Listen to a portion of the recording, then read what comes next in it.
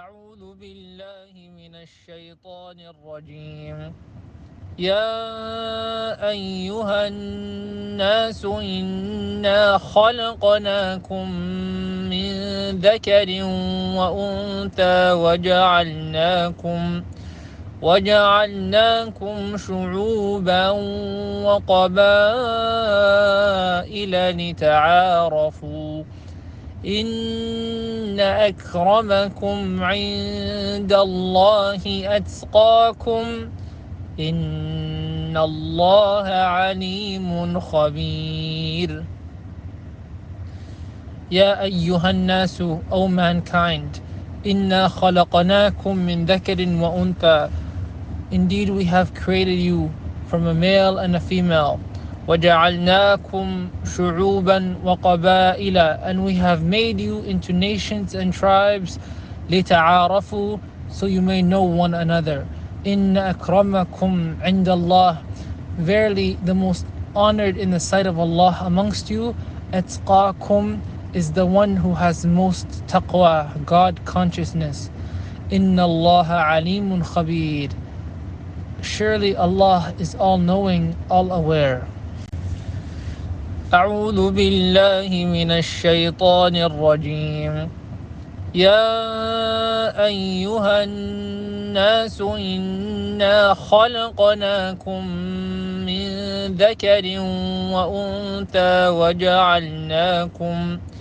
وجعلناكم شعوبا وقبائل لتعارفوا إن أكرمكم عند الله أتقاكم إن الله عليم خبير.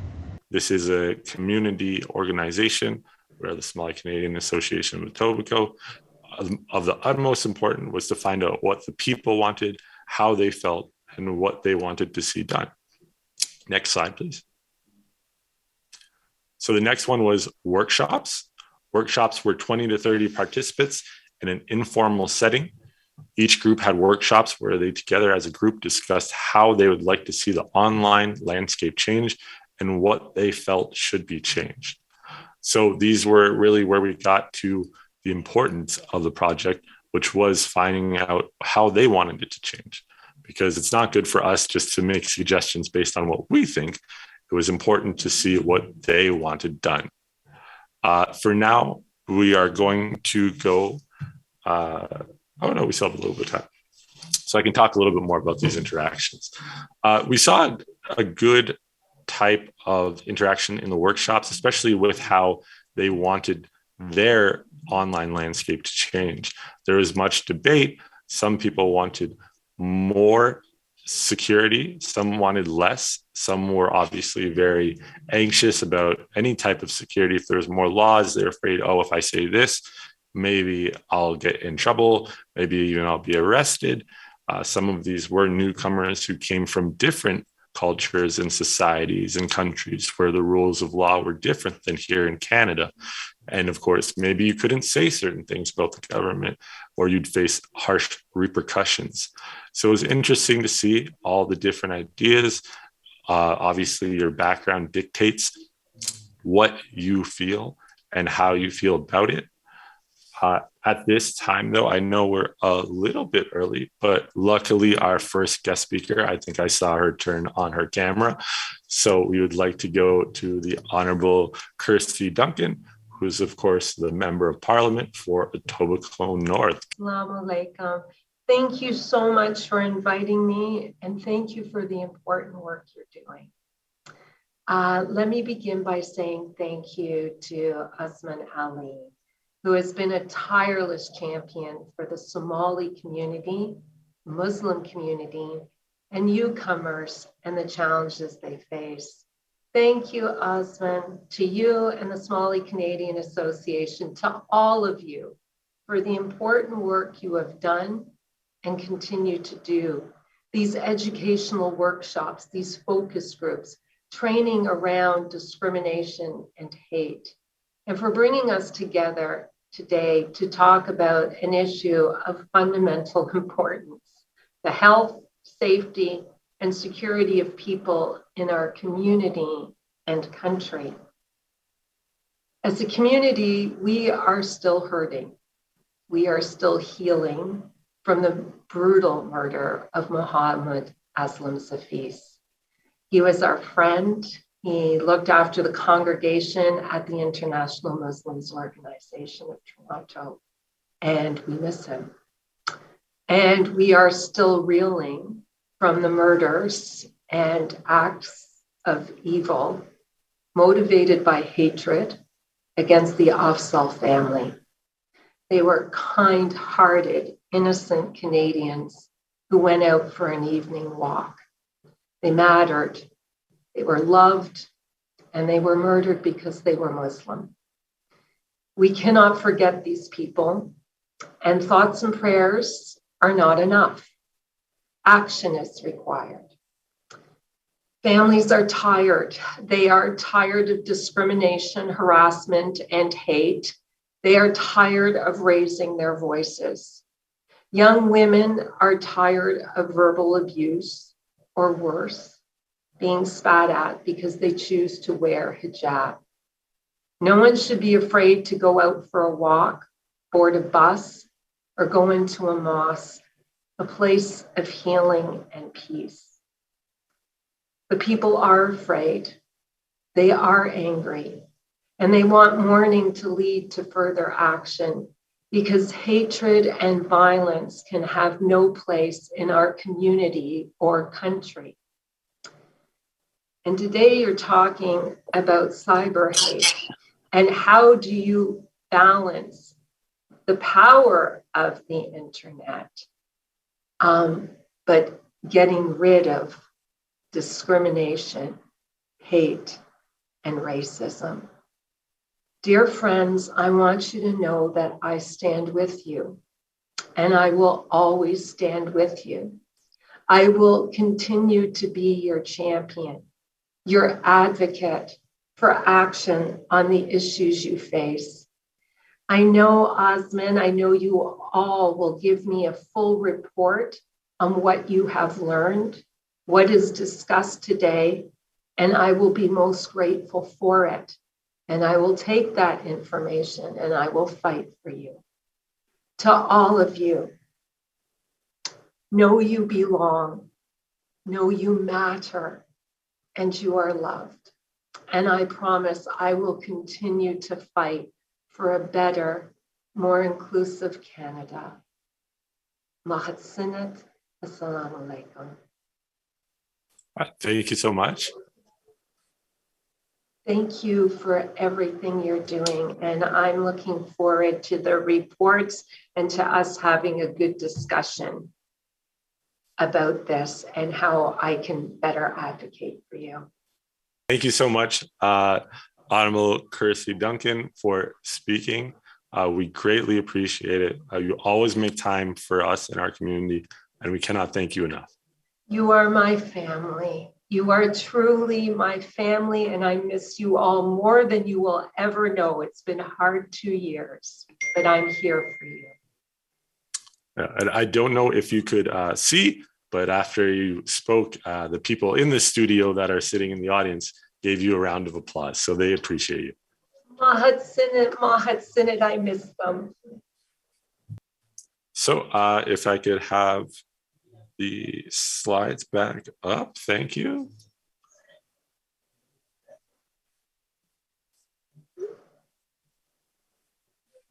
All right, next slide, please. All right, so now we are going to talk a little bit about the demographics. So over a 6-month period, we actually were able to gather over 400 community members to partake in the program, which is just astounding. It was really one of those things where the more people heard about it, the more they wanted to do it, the more they wanted to partake. So we'd like to thank everybody. I know some people are here in the studio today. Some people are on the Hopin link. Some people are watching on YouTube. But thank you so much for partaking. It was of the utmost importance that we heard your voice and we were able to know what you felt about this topic. The participants were separated into 3 groups, which were youth, adults, and seniors. So we thought this would be best to get a generational feel about how everybody felt about it. We did not want to focus on one certain group because obviously that would make the data a little bit biased. They were skewed a certain way. We'll get into more of that, and you can see really how it changed and how different people felt different ways. One thing to keep in mind, because of the group that we were surveying and interacting with, the youth usually are more, they're more born here. They're obviously more familiar with digital technology. Adults are somewhat of a mixed bag. Some were obviously born here, some obviously immigrated, some are newcomers. With seniors, a lot of them are newcomers, a lot of them weren't born here. So you can obviously see how the data kind of reflects that. Can we get the next slide, please? All right, so our first demographic was youth. Youth, by our definition, is 17 to 30, which I know some might say, oh, that's going pretty high. But a lot of our programs, if we're marketing it towards youth, things like our youth mentorship program about entrepreneurship, it goes up to the age of 30 now. So we classified 17 to 30 as youth. The first thing that we asked them was most used device to interact online.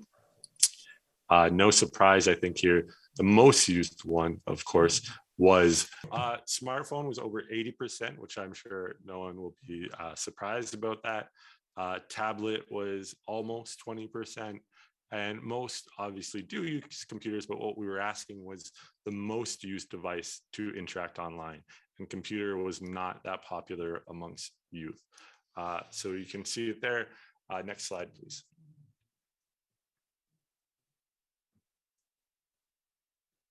So for the youth, we asked them how much time they spent online.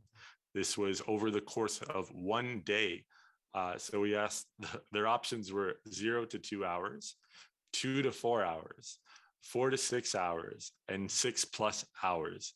I know 0 to 2 and 2 to 4, you can't even see them. That's because none of them answered that.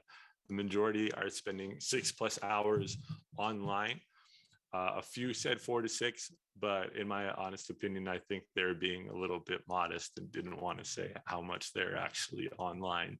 So we can see that this group is spending the majority of their time online, that for them, it's almost a second home, a second world. You know, a lot now is spoken about the metaverse and all that. And maybe it will be, maybe these youth now, their children will spend even more time online. So we have to prepare ourselves for what that means and how they will interact with it. Next slide, please.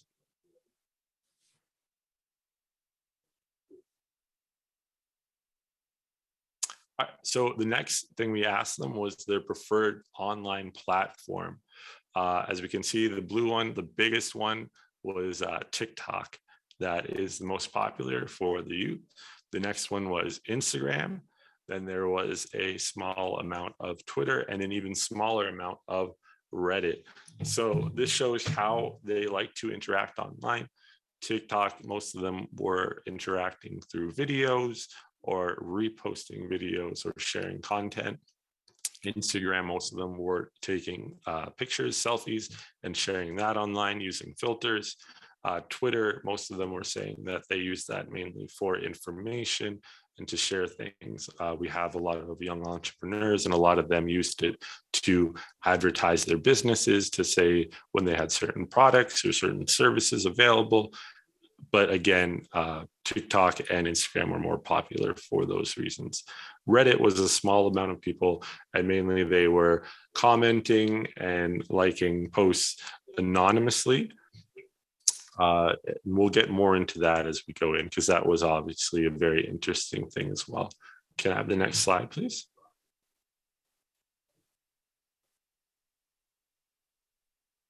Thank you. So our next demographic were adults. Adults we classified as 31 to 55. Here we asked them their most used device to interact online. As we can see again, the most used one is their smartphone with over 60%, over 60%. Then it was tablet with about 20%.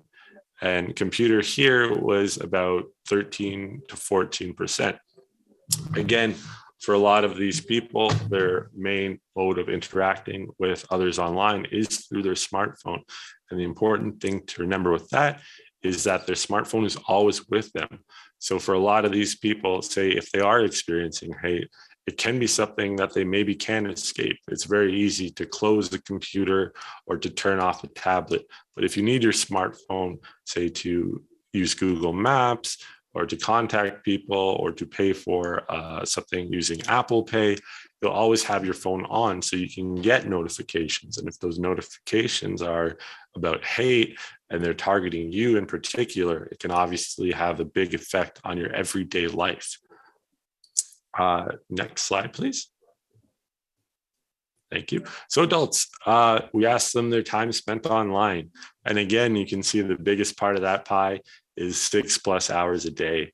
I know most adults work, so it's very surprising to see them, but a lot of them were saying as soon as they get home, they're on their devices and they're interacting with others online, maybe trying to catch up on news that they missed throughout the day, or even if they're just playing games or other things such as other social media. So you can see 6+ hours is the biggest part of the graph, followed by 4 to 6 hours, and then 2 to 4 hours, and then 0 to 2 hours. So again, another demographic that is spending most of their time online, interacting with others each day. Next slide, please. All right, so now we have adults age 31 to 55 and their preferred online platform. So here we see things change. Reddit is gone. TikTok is absolutely gone. So the biggest chunk for this one was, I believe, WhatsApp and Facebook were pretty neck and neck. And then Instagram was a large chunk for those in their 30s. And there was, again, a small little bit of Twitter. But we can see as the population ages, they are using things that are maybe social platforms that are a little older, such as Facebook, or ones where they can interact more with family members because maybe they have a significant other, if they have children, if they have elderly seniors that they have to look after, they're interacting with them on WhatsApp. So again, these ones are a little different, but you can still see the same type of trends. Next slide, please. All right, so now we're moving on to our last demographic, who are our seniors aged 55 plus. We asked them their most used device to interact online. Here we have a little bit different. Again, smartphones are the leader, but they are only 40%. Computer is at under 35%, but it was still a big one for this demographic, as well as tablets. Obviously, a lot of them said the ease of a tablet, having bigger font, having a bigger screen was preferable to them because a lot of them are experiencing issues with eyesight. So tablet was a little over 25%. But again, we're seeing that smartphone is number one. This is how people are interacting online. You usually always have your smartphone with you. You can always send messages to people. You can also receive messages as well. Next slide, please.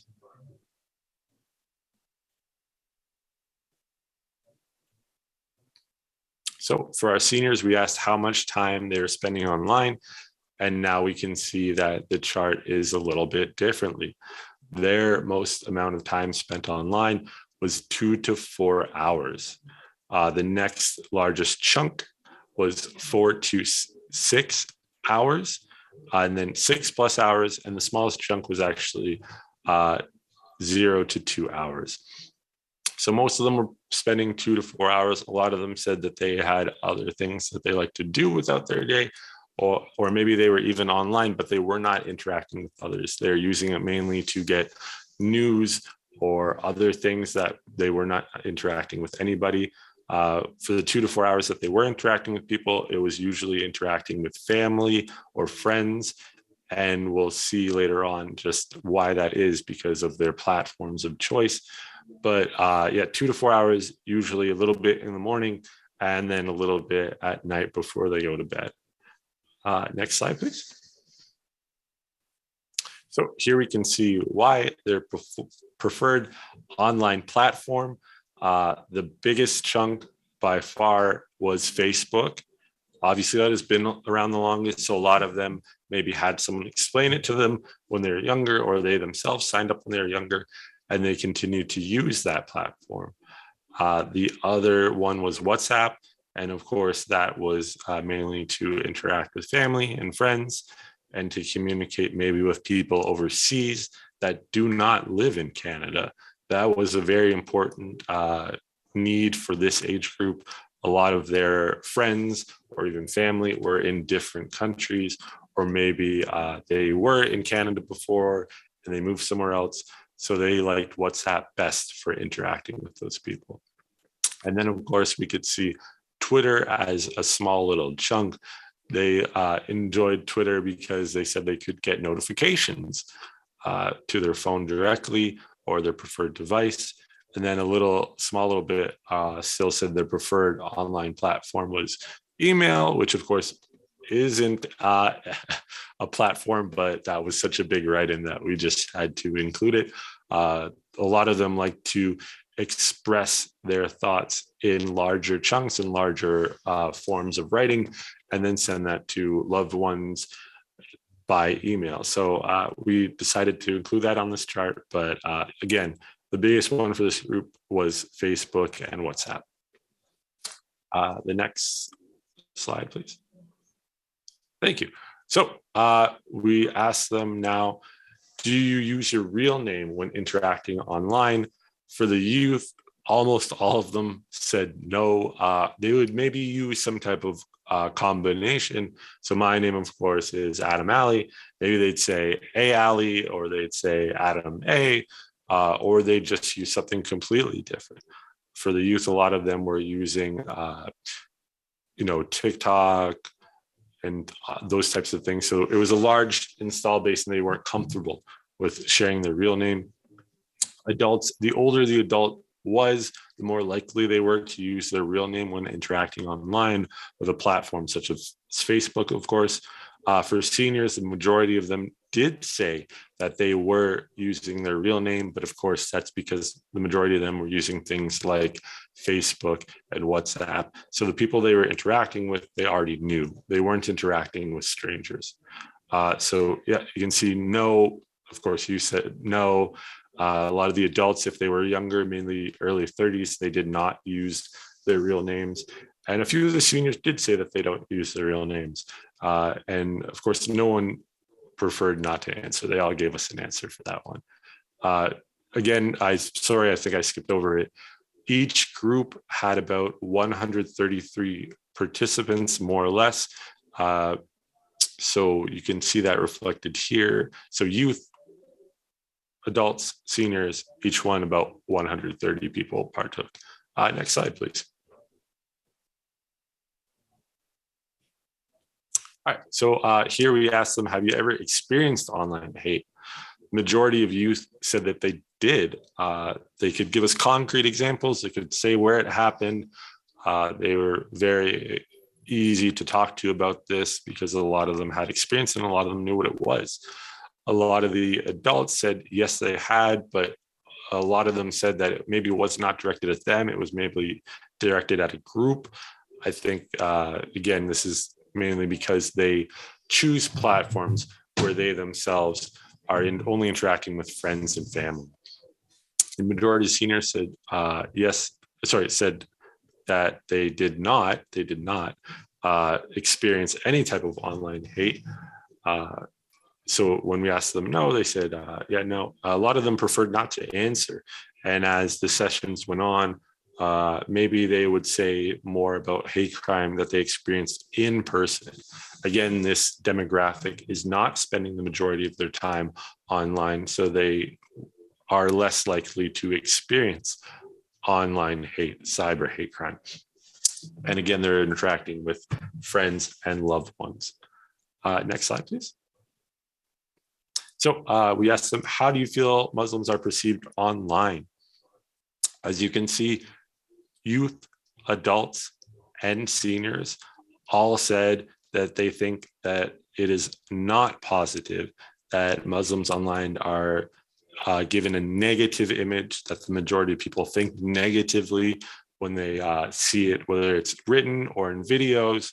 A lot of people are saying too that even sometimes when they see people trying to change that narrative, where they're trying to show maybe a side that people don't see, or even that they have the same needs and feelings as anyone else, a lot of people said maybe they thought it wasn't genuine, that they were just doing it maybe to get likes or subscribers or different interactions to monetize their platform so that they could make money off of it, which was very interesting. And we'll get into a little bit more, but that of course was mainly felt by people that were adults. Adults felt that mainly. And a few people, more so the seniors, a few of them said that they thought they were Muslims online were perceived the same as any other group. When we had them talk about this, the main groups that they were saying was that it could be the same because someone, say, of African origin or someone from Southeast Asia. They were mainly talking that they thought that they were seen the same as those type of groups, which unfortunately they said mainly were seen as outsiders in Canada and not someone that maybe not necessarily was welcome, but someone that was not seen as a genuine Canadian. Next slide, please. All right, so we'll stop here with our research. I know we're a little bit early, but I think now we will go to Mohammed Hashim, who is the Executive Director of Canadian Relations Foundation. Are you there? Hello? Yeah, I'm here. Thank you. Hi. Thank you so much for having me. So the floor is yours. Go ahead. No, I really appreciate the opportunity. So good afternoon, everybody. My name is Mohammed Hashim. I'm the Executive Director of the Canadian Race Relations Foundation. We're a federal crown corporation under the Department of Canadian Heritage. I'm speaking to you from the traditional territories of the Anishinaabe, the Huron-Wendat, the Chippewa, the Ojibwe, and most recently the Mississaugas and the New Credit. And this land is covered under Treaty 13 with the Mississaugas of the Credit. I really appreciate the opportunity to speak here, and I wanted to do so because I think that for me, watching the rise of hate has been traumatic to say the least. I remember in 2017, I got a call from NCCM at the time, and they told me that there was a shooting in Quebec City. So the next morning, I flew out to Quebec City to meet with the victims and to help them tell their story of what had happened in that mosque that night. There were some horrific stories that I recall from that time, but one of them particularly sits in my mind, where there was a young girl who was 6 years old at the time, and her dad was the imam. And he was leading the prayers when the gunman came in. And, like every mosque that's out there, whether it's, Khalid bin Walid or it's Isna or whatever it is, at the back, you always see kids running around and playing like they do every time. And, parents and the elders getting annoyed at the fact that they are doing so. So that's what she was doing. And when the gunman came in and she saw her own father being shot in the back, the men at the back saw what was happening and jumped on top of her in order to shield her from bullets. Alhamdulillah, when he actually did turn towards her and shot, he ran out of bullets. So she survived that day. But what that moment was an incredibly traumatic one for not just her, but for people across this country. Being in a mosque became an act of courage, an act of defiance, and an act of resilience.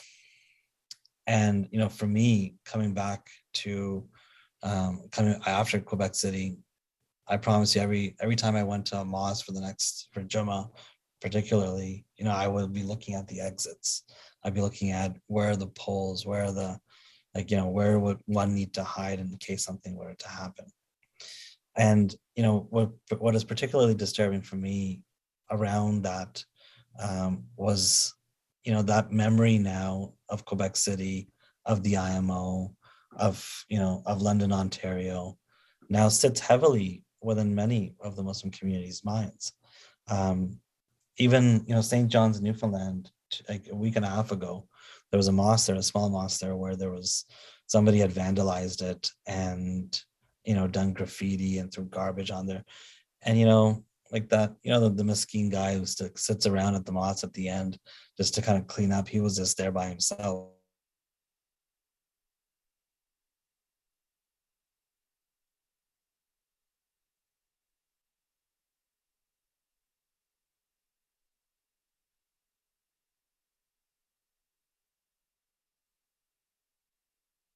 Mosque. And that says something.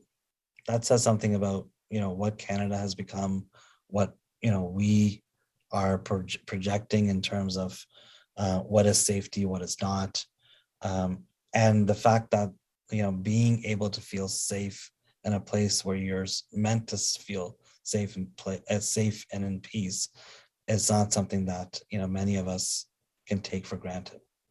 It really should not be an act of courage or an act of resilience or an act of defiance to enter a mosque. But some days it feels like that's what it is.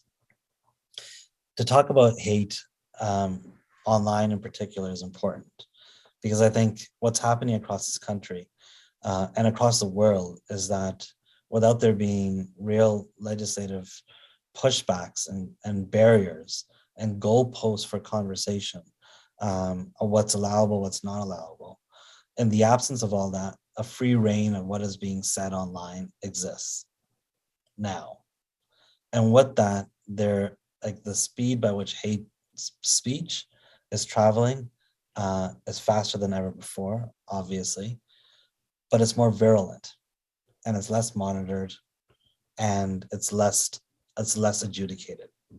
There's no roadblocks. The roadblocks that we have against hate speech are determined by social media platforms, all of whom we recognize, and they recognize themselves, are running inefficient methodologies to do so. Some countries have legislated online spaces to be less hateful, some successfully, more so than others. Canada is currently in that conversation. We're trying to figure out, as a country, how do we ensure that the internet and social media spaces are a place of safety? How do we make sure that people can say, with a sense of freedom of expression, with the true values of freedom of expression, the ability to say whatever they want without passing the criminal threshold of saying something that is hateful? For the CRF, where I work, we've been working on this for a while. We have study after study where we talk about the support for online hate legislation, the impact of what people are going through. Adam touched on this as well, where a majority of Canadians are saying that they are seeing hateful content online. What's additional to that is that it's not the people who are most impacted by hateful and misogynistic and harassment and violent speech online are women in particular, and young people in particular, and racialized people in particular. So with the trifecta of those three things happening, that combination in itself is showing you who is seeing it, but who is impacted by it as well the most. And that's a real problem, because we're not seeing any pushback against that.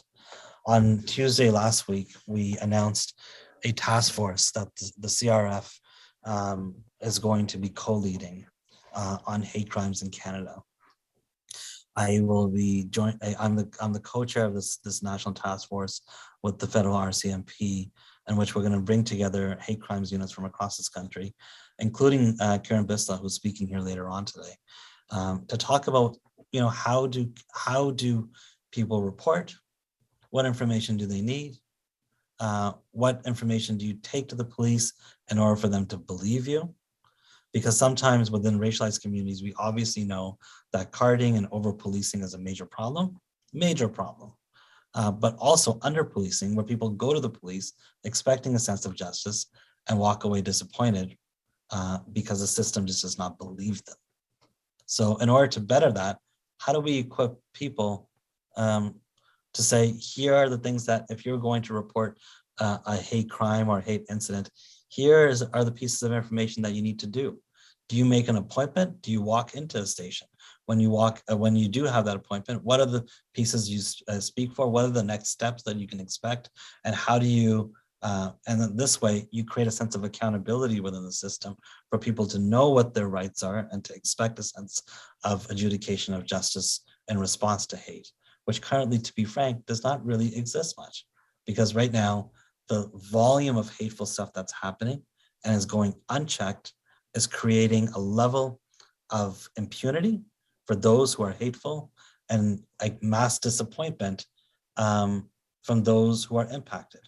So when you have communities who already know that they are being targeted, how could they have any sense of expectation of justice from a system that has been built on the premise of white supremacy and colonialism, but also acting today in a way that distances those same communities' ability to be treated fairly, but also seek justice. So part of the work that we're doing is to create some standardization around that. It's important for us to do so. We're bringing hate crimes units from across the country. We're bringing victim services people. We're bringing Crown prosecution people. And this is an intergovernmental body that I'm co-chairing with the RCMP that we're going to look towards, creating a sense of forward momentum towards addressing hate crimes. It's a big task, but it's one that we feel is necessary, because if we don't do so, what is absolutely true in my mind is that when you look at the phenomena of like the Donald Trumps of the world, when you look at, the Tea Party movement that grew into that, when you see the convoy movement feeding off that, when you see the anti-vaxxers, the conspiracy theories, like all of these moments in time which are accelerating and empowering and inspiring people on the wrong side of history, in my opinion. But these moments are inspiring people to greater volumes, where the level of support from some of the actors who were involved with the convoy, who have long histories of hateful behavior, but the convoy itself, their messaging was narrow. So therefore they were able to bring more people into it. The anti-vaxxer messaging has been more so and bringing more people into it. And that's a problem, because if we do not create any barrier against against hate as a whole, what we lose is not just a faith in democratic institutions, but what's at risk for us all is democracy in itself. And for me, that's a major problem, because our rights, our human rights, depend on mutual respect and care, and I think that's where it's depending. So thank you so much for inviting me. I really appreciate this. I wish I was there to be there with you today, but inshallah next time. And Jazakallah khairan for inviting me. Thank you very much. Assalamu alaikum. Yes, thank you so much. That was wonderful.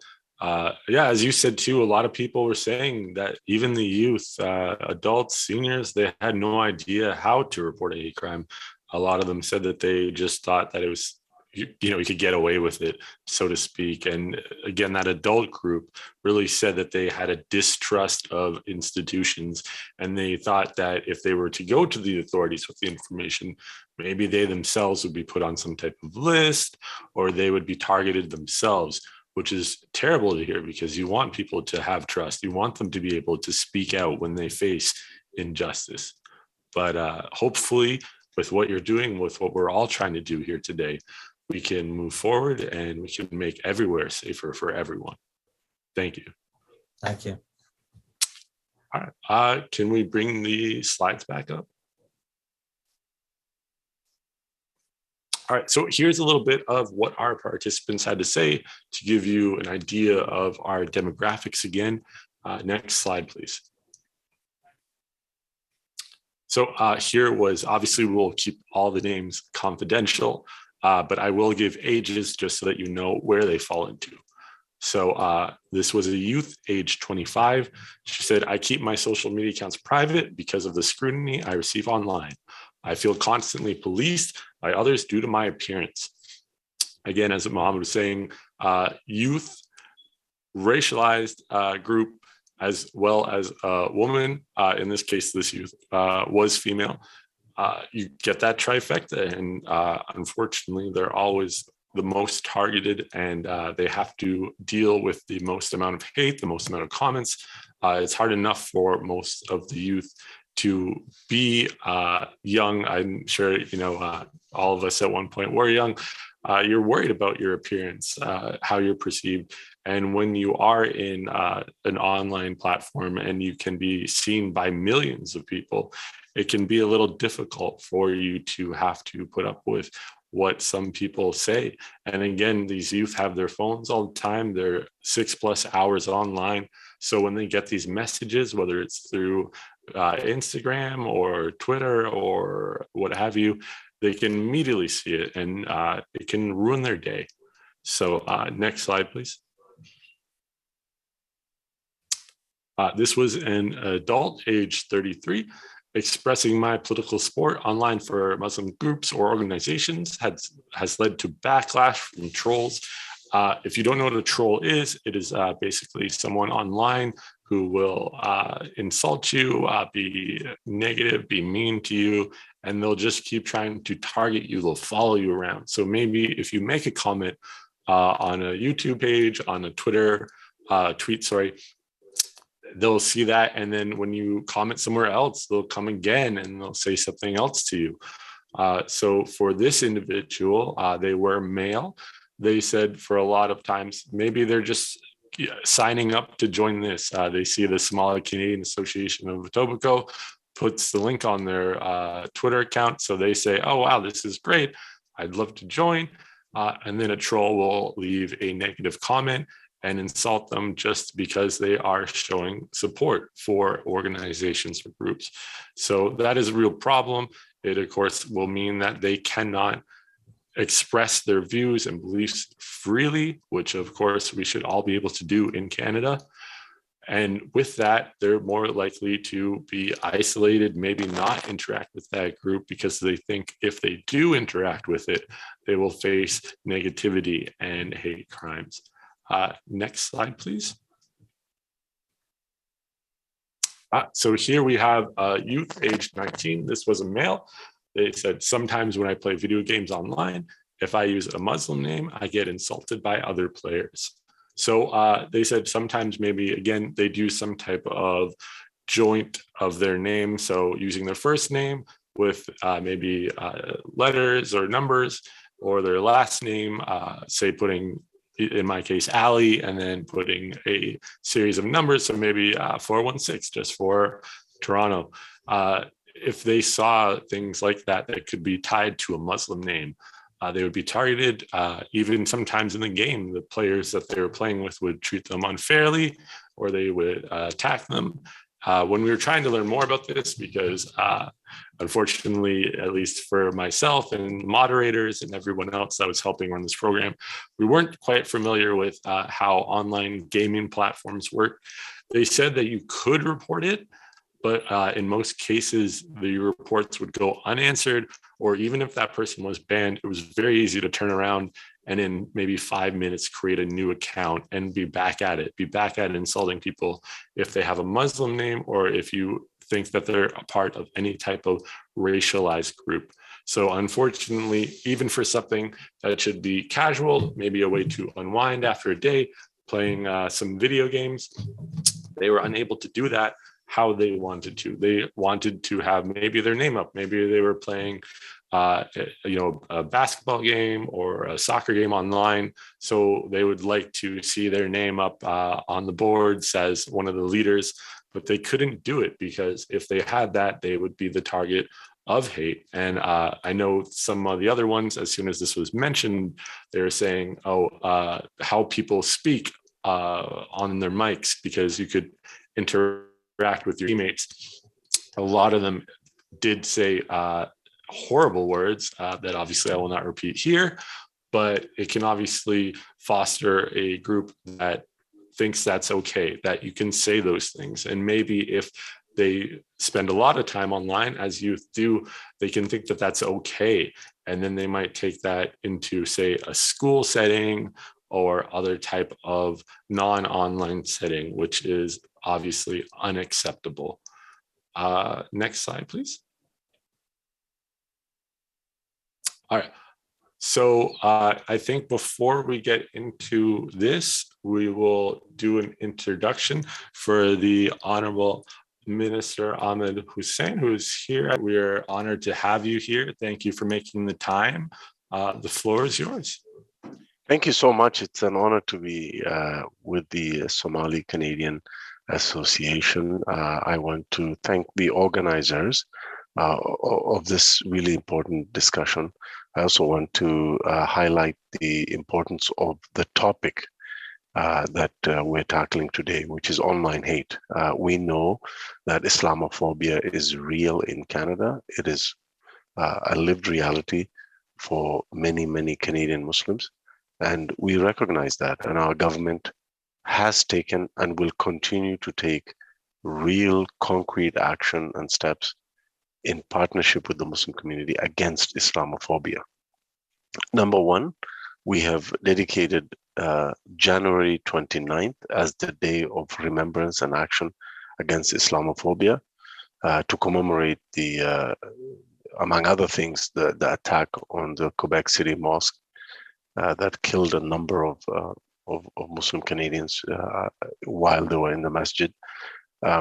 We've also committed to appointing a special representative with the right supports and the right structure to tackle Islamophobia in Canada. That means tackling Islamophobia within government agencies, but also monitoring hate crimes and making sure that that individual comes up with recommendations to various government agencies in ways in which we can tackle Islamophobia. The third thing is a commitment that was made to tackle online hate. And I think this is what today's discussion is about. And so we have obviously been engaging in different consultations with various communities and various Canadians who are very much concerned about the issue of online hate. And we have said it before and we'll say it again, we are determined to take action to make sure that online platforms who are responsible for the hatred, the online hate and the online harms caused by that hate, and the harms caused by that hate, I should say, are held responsible. And whatever that takes, we will do. And we've been receiving a number of recommendations from various experts to move forward in a responsible manner so that we can keep Canadians safe. No one should be made to feel unsafe online or offline. And online hate has real world consequences. So we intend to move ahead on that. There will be a legislation introduced by the Minister of Justice, Attorney General and Minister of Justice, to tackle online hate, and that is something that we are going to be moving forward on very, very quickly. In addition to that, we intend to streamline the criminal justice process to make it easier for victims of hate and hate-motivated violence to be able to use the criminal justice system in a way that that makes it easier for them to do so, but also to get redress and remedies. Third, we will introduce something called a peace bond that will become available as a proactive tool to tackle individuals or organizations that are engaged in hate speech, hate crimes, and hate-motivated violence. And obviously that peace bond will come with recommendations. It will be a tool that can be used by folks who are feeling vulnerable. And obviously, once the court can implement the peace bond, it'll come with certain conditions. And if those conditions are violated, then the person or the organization that has violated those conditions will be responsible, will be prosecuted for those violations. The other thing that we committed to do, which I believe strongly in, is to set up a hate motivated crime victims of hate motivated crime support fund. This is financial resources contained in a fund to enable victims of hate motivated violence to be able to access and be compensated for uninsured costs, things like purchasing medical equipment, like eyeglasses and things like that, or even accessing services that cost victims of hate motivated violence out of pocket. And so we will step forward with that support fund so that victims of hate motivated violence should not have to pay for those kinds of things, while we of course also target the hate that leads to them being victimized in the first place.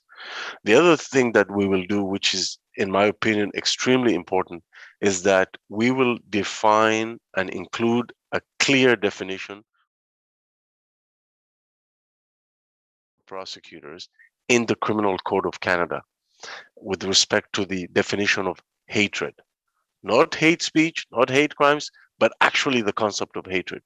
And this is important because it gives a little bit more clarity and more direction to police to take action against hatred in all its forms. The Supreme Court of Canada recently had a number of decisions which kind of provided a little bit more direction for the term hatred. And so we need to move forward to make sure that the definition of hatred is in the Criminal Code of Canada.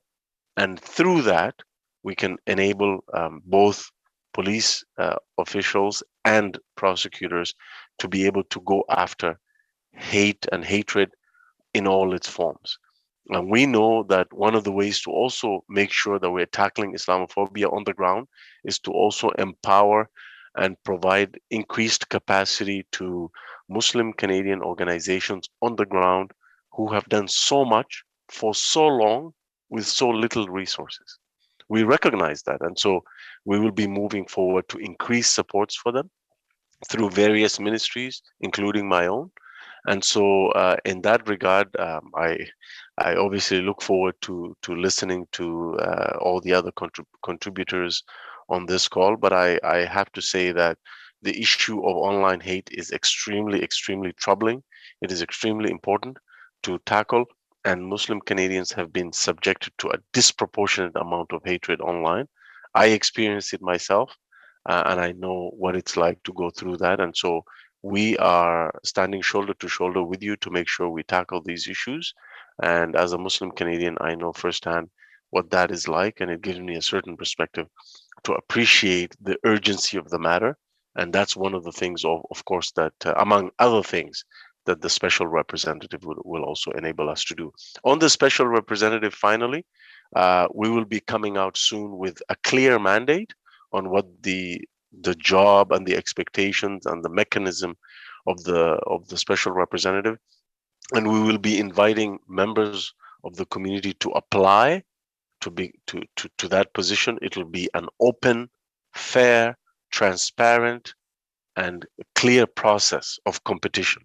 So I urge anyone who feels that they can do that job to be our government's special representative to advise and report back to the Prime Minister and myself as the Minister for Housing, Diversity and Inclusion.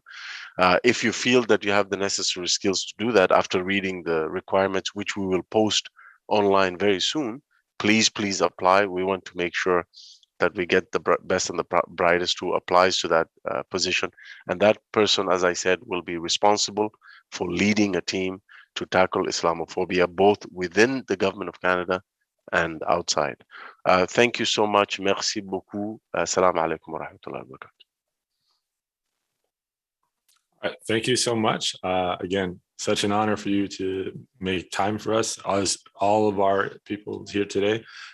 the support that we have found through this program has been amazing. And it's been all levels of government, all different organizations. And it's great to see that something will be done, that people are making inroads to change these interactions online. And of course, once that posting is made, I'll make sure that we share it on all of our social media and our website. So again, if you're qualified, as he said, please apply. These opportunities are always there. And I think, unfortunately, sometimes we don't take advantage of them. So please just check back with us. And as he said, the government websites.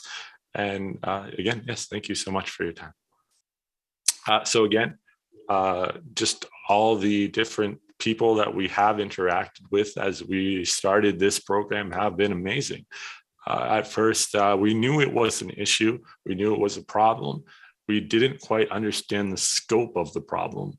And it's one of those things that once you start to unravel, you just see how much, how big a problem it is, how much it is affecting people. And once people opened up to us, it was really, really quite heart-wrenching to hear some of their stories and what had happened to them.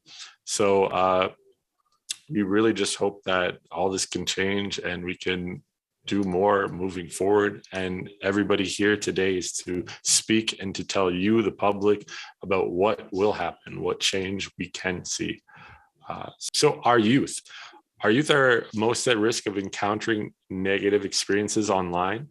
This is mainly due to the fact that they are online more, always have a device nearby to interact online, and know what a hate crime is. As we were speaking before, a lot of our adults, if they were a little older, or maybe if they were newcomers, and a lot of the seniors did not understand what a hate crime was. We gave some examples, and then they said, oh yeah, that's happened to me. So they weren't aware that it was something that was considered a hate crime. I think for a lot of the older generations, it mainly is something more physical. So if someone assaults you based on, say, your race or your religion, they think that more, that is a hate crime. But for online hate crime, it can be more obviously verbal because it's through a non-physical space. The other thing that we found with youth, where hate crimes committed against youth are more likely to affect how they perceive their physical appearance and self-esteem. So again, these were all young Muslims that we're talking to. So a lot of them, again, as they're youth, they have their devices with them all day, every day. And what we were seeing was that they were seeing these messages. And once they saw them, obviously it kind of made them feel like maybe there was something wrong with them, they themselves, which of course there wasn't. It was something wrong with the person that was saying these awful things to them. But youth, of course, are a little bit more influenced, and we should have better protections for them. And once we were speaking to them, a lot of the youth wanted more safe spaces online to feel more comfortable expressing themselves freely. A lot of them, of course, were using TikTok and Instagram and other online platforms. And they said they did not feel that they were safe spaces, that they did not think that they could freely say who they were and how they felt without some type of repercussions, which is just awful. Obviously, no one wants to have to live that way, that every time you want to share maybe a picture or a comment, you think, oh, maybe they won't like this because I am not up to what they perceive is a standard of beauty or a standard of normalcy that is approved of in Canada. So again, if we make our voices more heard, if we have more interactions such as this, we can change how people feel about that and how they interact online.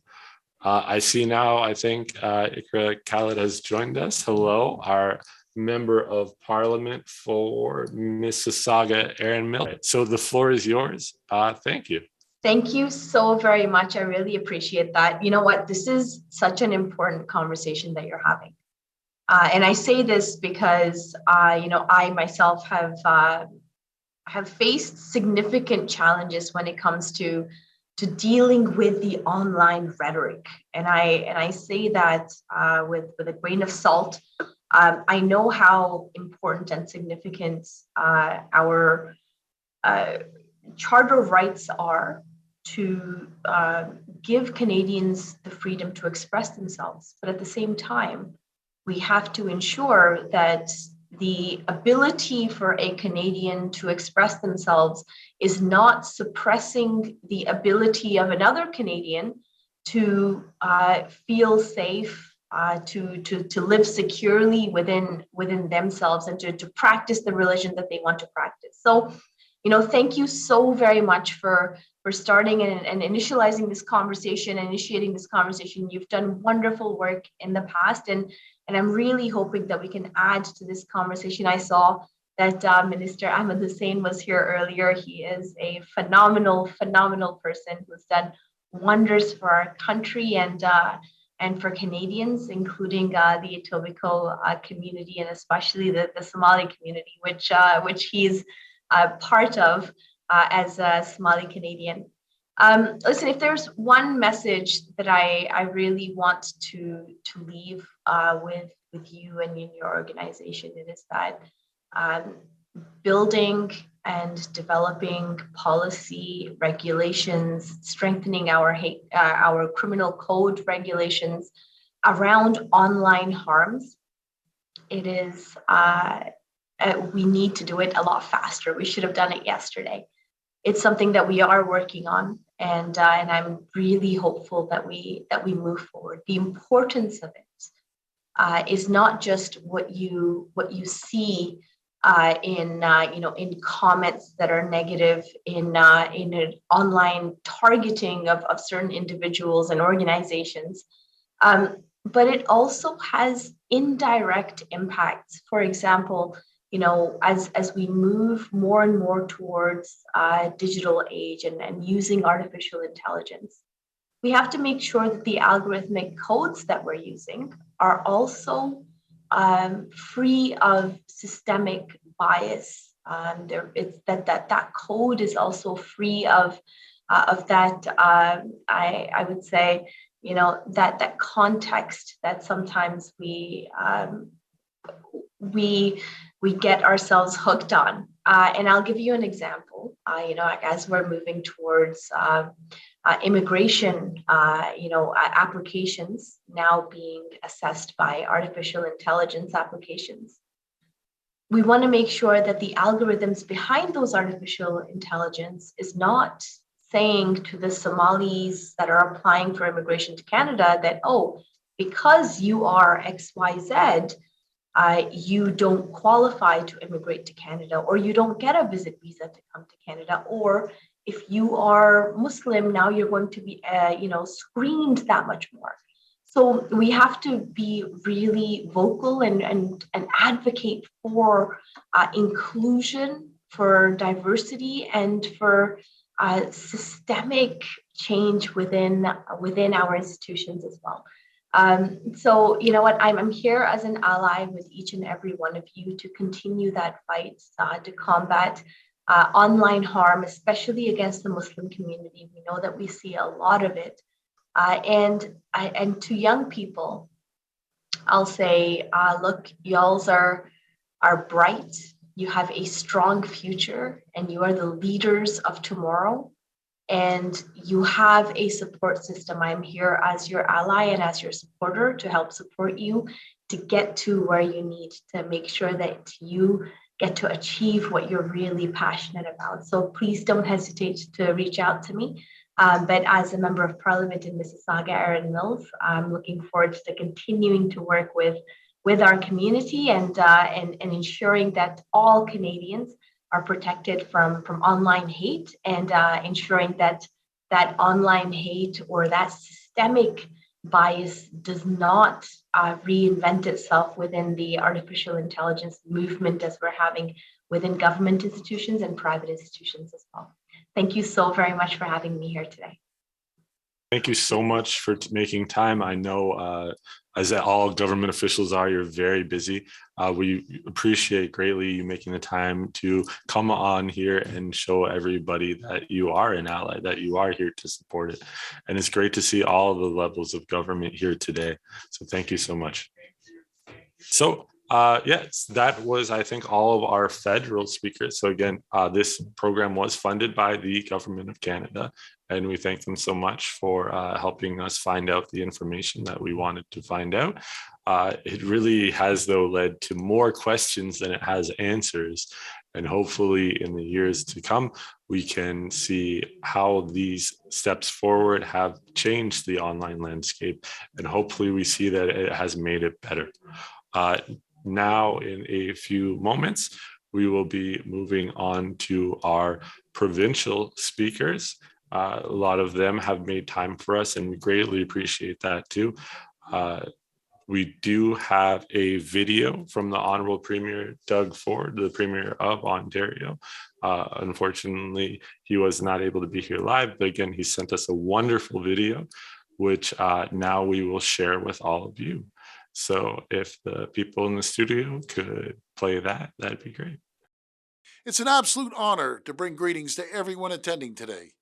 This summit, hosted by the Somali Canadian Association of Etobicoke, is an excellent opportunity to raise awareness and highlight the impact cyberbullying can have on our mental, emotional, and physical well-being of individuals and our communities.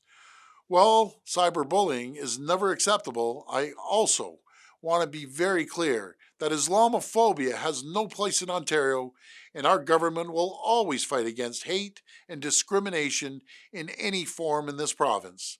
As Premier, I will always stand with our Muslim community and protect the right of every person in Ontario to worship, practice their faith, and live their lives free of violence and intimidation. We will stand united as we work towards building a stronger, safer, and more inclusive province. Thank you so much to the Honorable Premier Doug Ford for that video. Now we are going to go Khalid Rashid. How are you? I'm well. How are you? First of all, thank you so much. I really appreciate you having me, and hello everyone. And honestly, thank you to the Somali Canadian Association of Etobicoke for allowing me to address the Muslim Cyber Hate Crime Summit, and which is something very personal to me. And I'm honestly honored to be here today. As you all know, I'm as a devout Muslim and a member of provincial parliament. This is an important issue for me to address.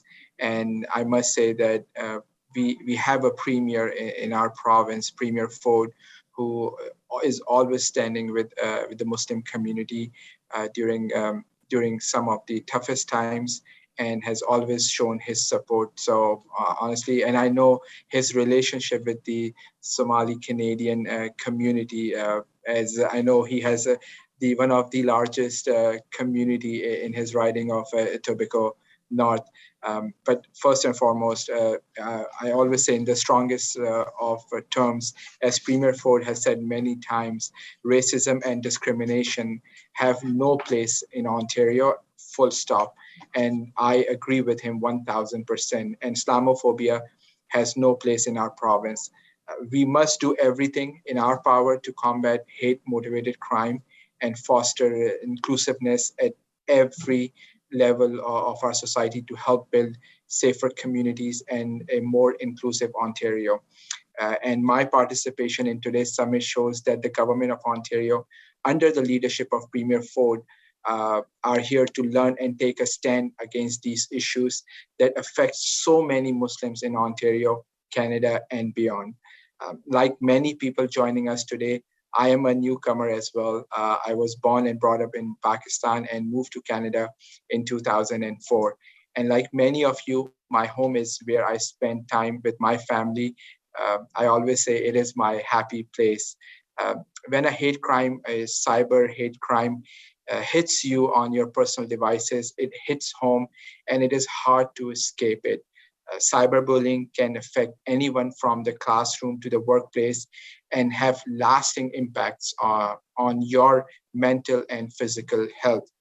I care so much about combating this issue that I introduced my first ever private member's bill, Stop Cyberbullying in Ontario Act, to help increase awareness of the problem of cyberbullying and hopefully help lead to its prevention.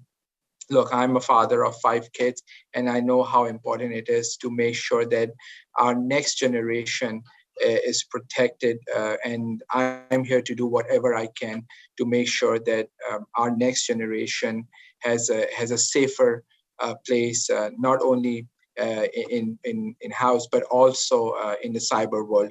And I don't have to tell you that these stats are staggering. From 2019 to 2020, there was a 38% increase of cybercrime incidents in Ontario. And honestly, this is very concerning. But if COVID-19 has taught us anything, it's that we simply cannot be offline in an online world.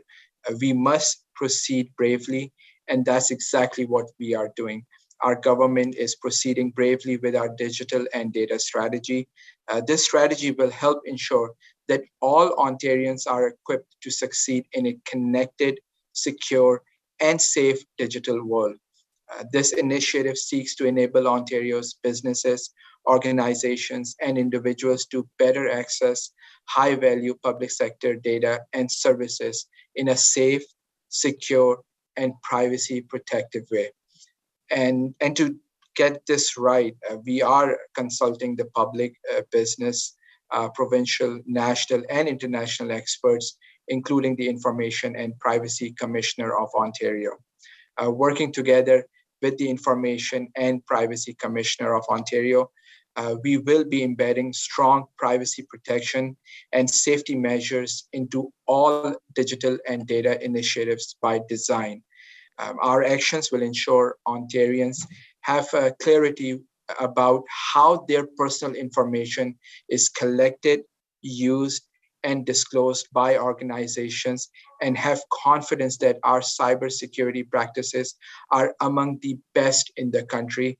And Premier Ford and myself are honestly working around the clock to make sure that these practices are done the right way. Our government is also working closely with our partners in the broader public sector, such as the hospitals and education sector, on ensuring that we strengthen cyber resiliency and secure Ontario public services and programs for the people of Ontario. We are working with communities like yours through the Safer and Vital Communities grant over the next 2 years. The 1.7 million grant will help strengthen community safety and well-being across the province by encouraging community collaboration to help fight the rapid increase in cybercrime. This new investment will help community-based not-for-profit organizations and First Nation Band Council implement local safety and well-being projects, focus on awareness building and prevention of cybercrime.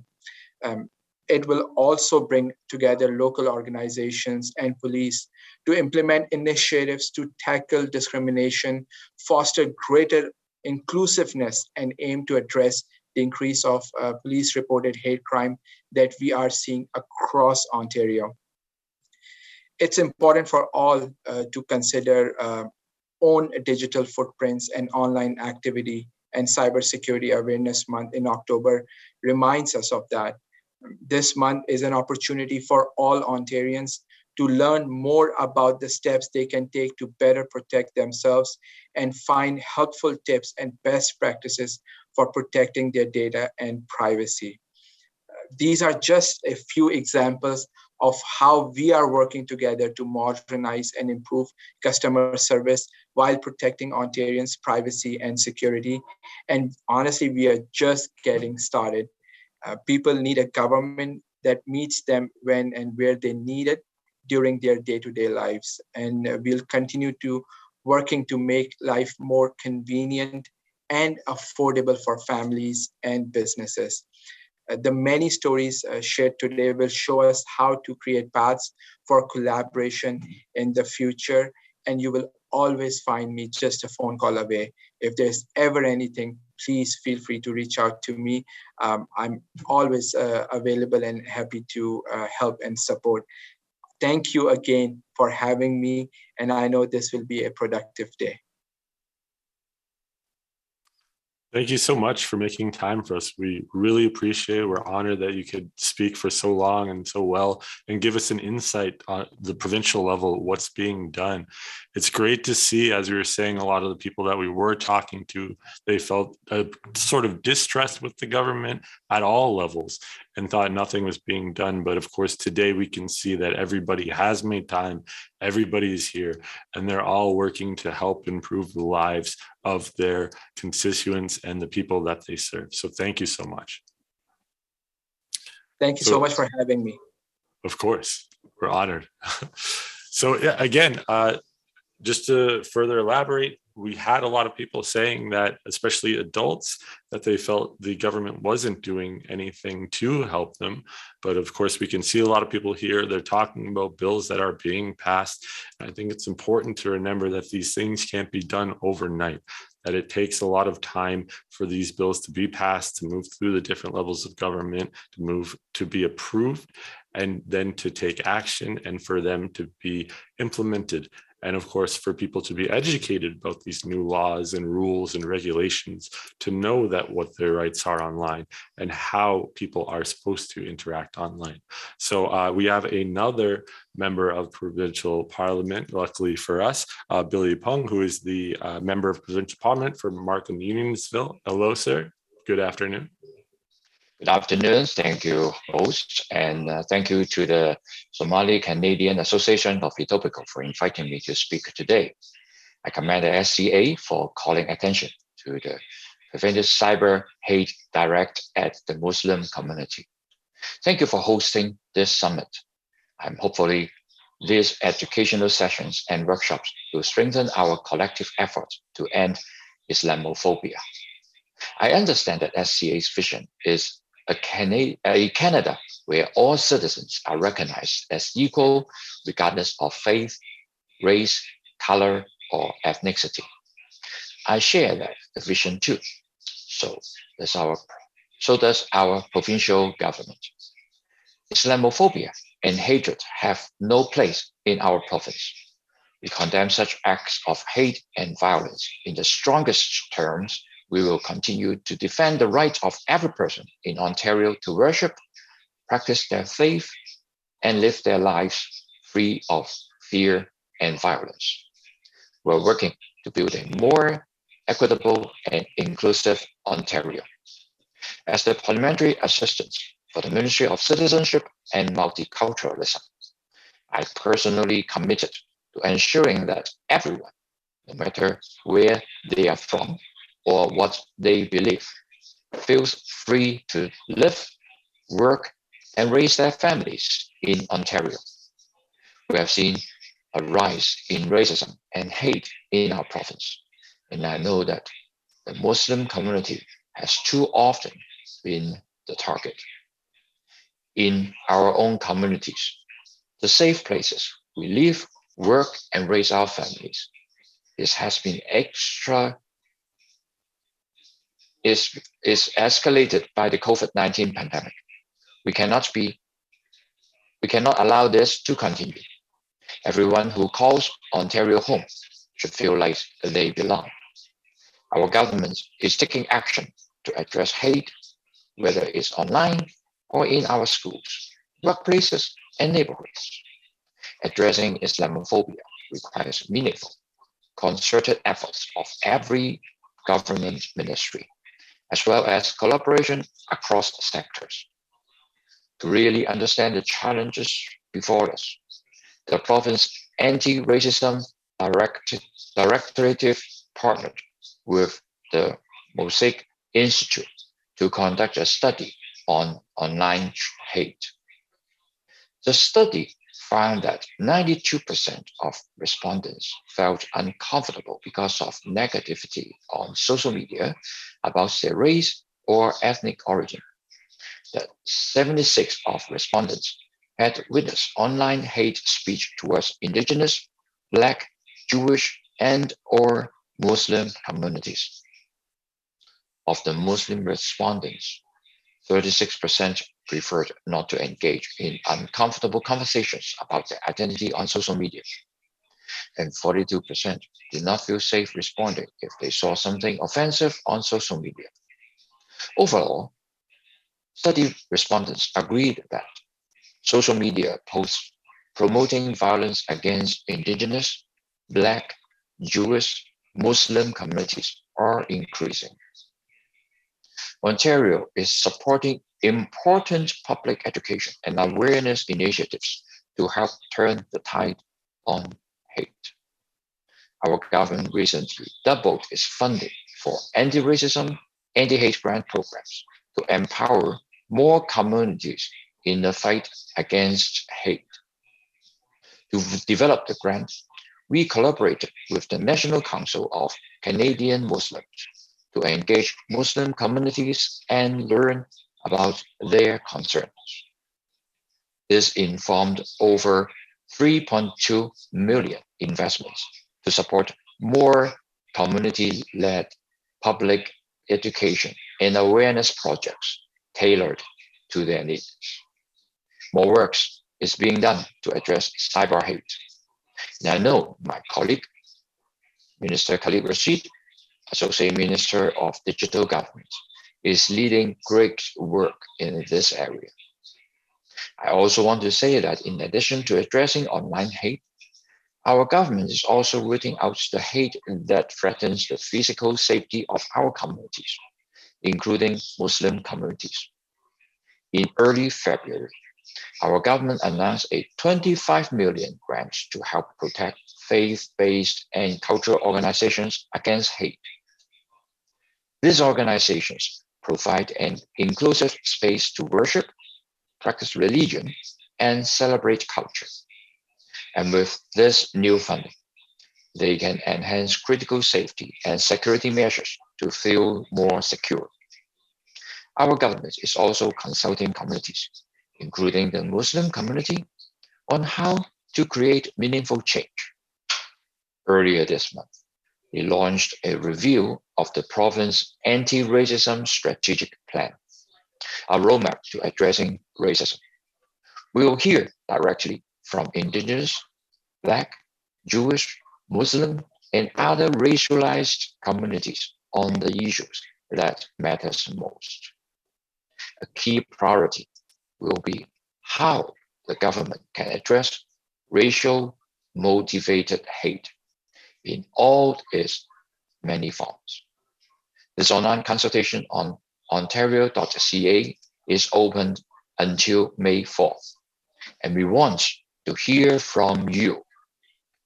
Input from the public will inform our anti-racism initiatives, public education and awareness programs, communities collaborations, and more.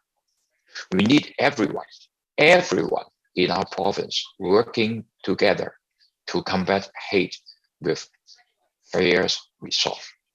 So together, we will address Islamophobia and all forms of racism and hate to make Ontario a safer, more inclusive place to be. Thank you.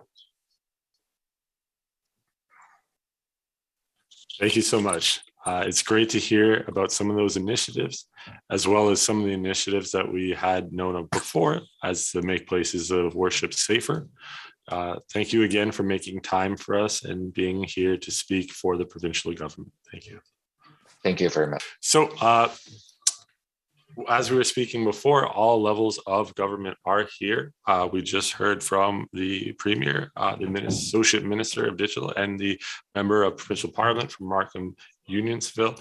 As you can see, all levels of government are doing what they can and doing their best to address any form of hate. One of the things I'd like to talk about is the grant for religious areas, as Billy Pung just did. We know that one, and we are trying to help a few organizations in our community apply for it. It is, I believe, a funding so that you can get things such as security cameras to help protect these places of worship. Because as before Mohammed Hashim was saying, a lot of people now will go to their local mosque and maybe they don't feel safe. Maybe they are looking around trying to find where, the exits are And unfortunately, that has become a reality because over the years, we have seen mosques in particular, as well as other places of worship targeted. And hopefully this will decrease. But again, you have to make your voice heard. As it was just said, there is a website. You can communicate to all levels of government what you would like to see. And if you are uncomfortable with giving your thoughts or views to them directly, you can always communicate it to us at the Somali Canadian Association of Etobicoke. Many of you know where our office is located, which is 925 Albion Road at the Thistletown Multi-Service Center. We have our website for those of you that are viewing this on Hopin or on YouTube and maybe are unfamiliar with.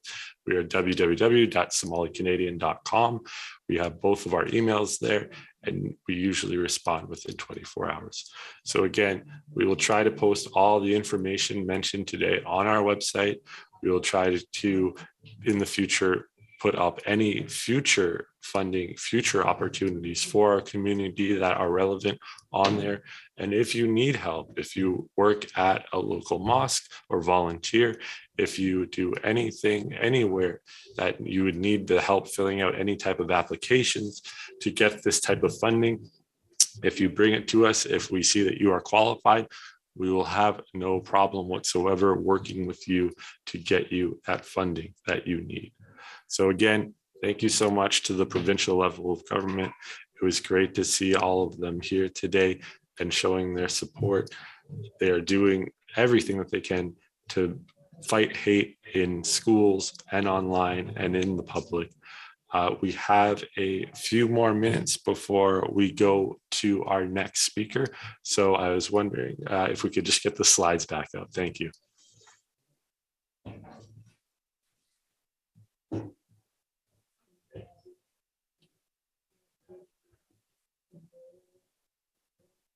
All right, so here we're talking about the adults. The older the adult, usually 40 to 55 years old, the less likely they are to have had a hate crime committed against them online. Adults enjoyed seeing their culture represented in online videos and images more than youth and seniors. Adults had privacy concerns about more enforcement online of laws. So you can see here, there's a few different things. Obviously, the older they are, the less likely they are to be online and get a hate crime committed against them.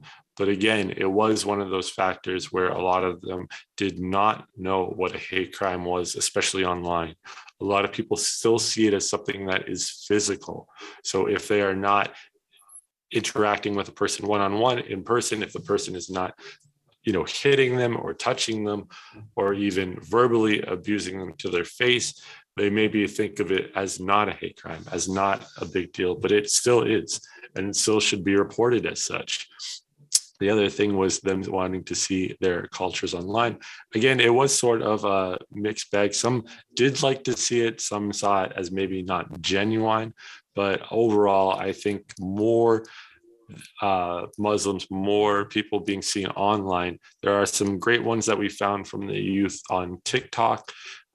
We will not share them with you today, but I'm sure most of you are familiar with these platforms and maybe these content creators, and you can look them up yourself. But it's just a lot of people, maybe you think they are being ignorant or they're trying to insult you, but a lot of people will not know why Muslims do what they do. And the best way to bridge that gap is through education, especially now. Maybe there's a lot of questions about fasting or a lot of questions about Ramadan. You can answer those to people and help them have a better understanding of the culture and their religion. Again, though, a lot of the adults did have privacy concerns about more enforcement online of laws.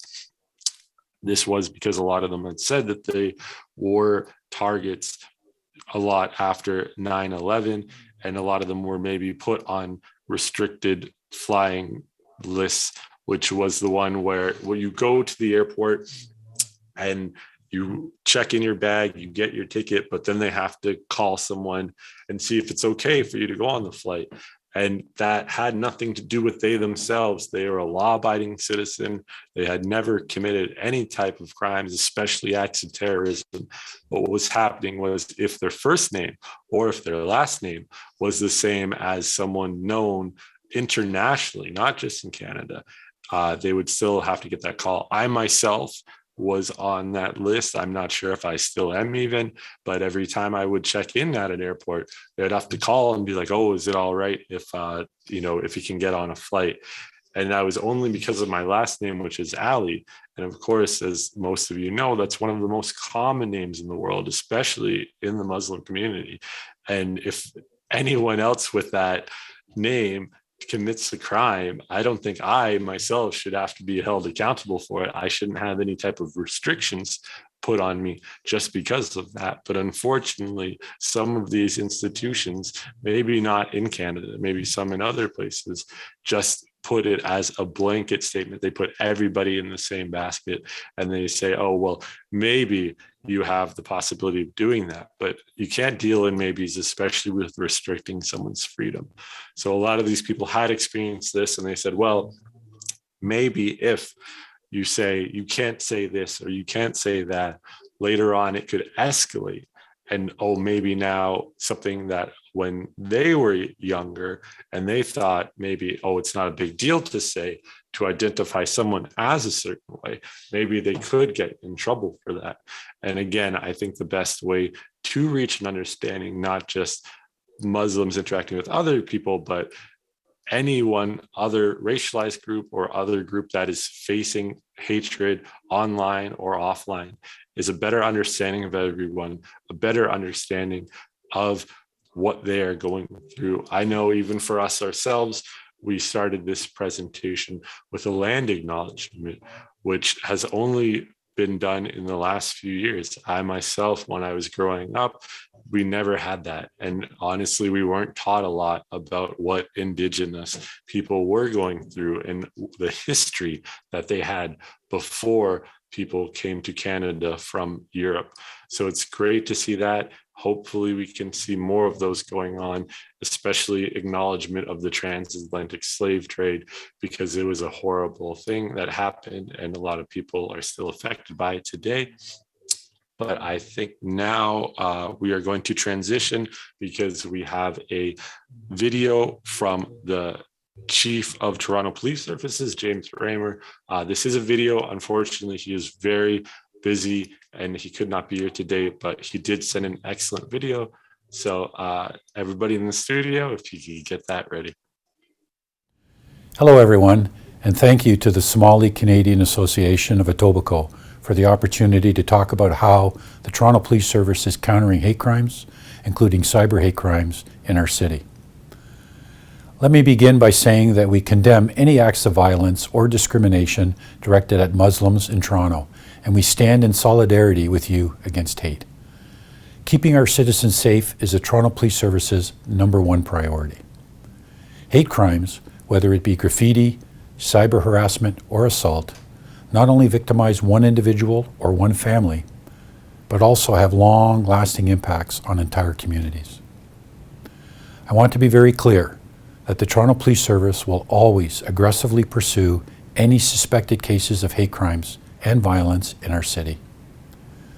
Unfortunately, Toronto and many other cities are experiencing a spike in these types of crimes, which are motivated by prejudice and hate towards members of our diverse communities. As Chief, I have expanded our hate crime unit to increase our capacity to investigate these offenses and to strengthen the relationship between the service and our vulnerable communities. As Detective Kieran Biesla from our hate crime unit will discuss with you today, these additional resources ensure that we are able to appropriately investigate any crimes believed to be motivated by hate, bias, or prejudice, and can continue our outreach efforts to community organizations to raise awareness and encourage reporting. Unsurprisingly, the rise in hate crimes has been propelled by an increase in online hate. In fact, 6% of hate-motivated occurrences reported in 2019 occurred online, compared to 10% in 2020 and 9% in 2021. As we are all aware, Hate is insidious and has no borders. The internet and social media platforms allow individuals to disseminate hatred under the veil of anonymity and to spread their message instantaneously to a global audience. When a potential cybercrime is identified, the Hate Crime Unit draws on other service resources, including support from computer cybercrime and the technological crime sections of intelligence services. On the ground, the service has increased high visibility uniform patrols across the city, in particular during religious holidays or in response to global events, to provide reassurance to those who feel vulnerable and to keep our neighborhoods safe. The underreporting of hate crimes continues to be a challenge.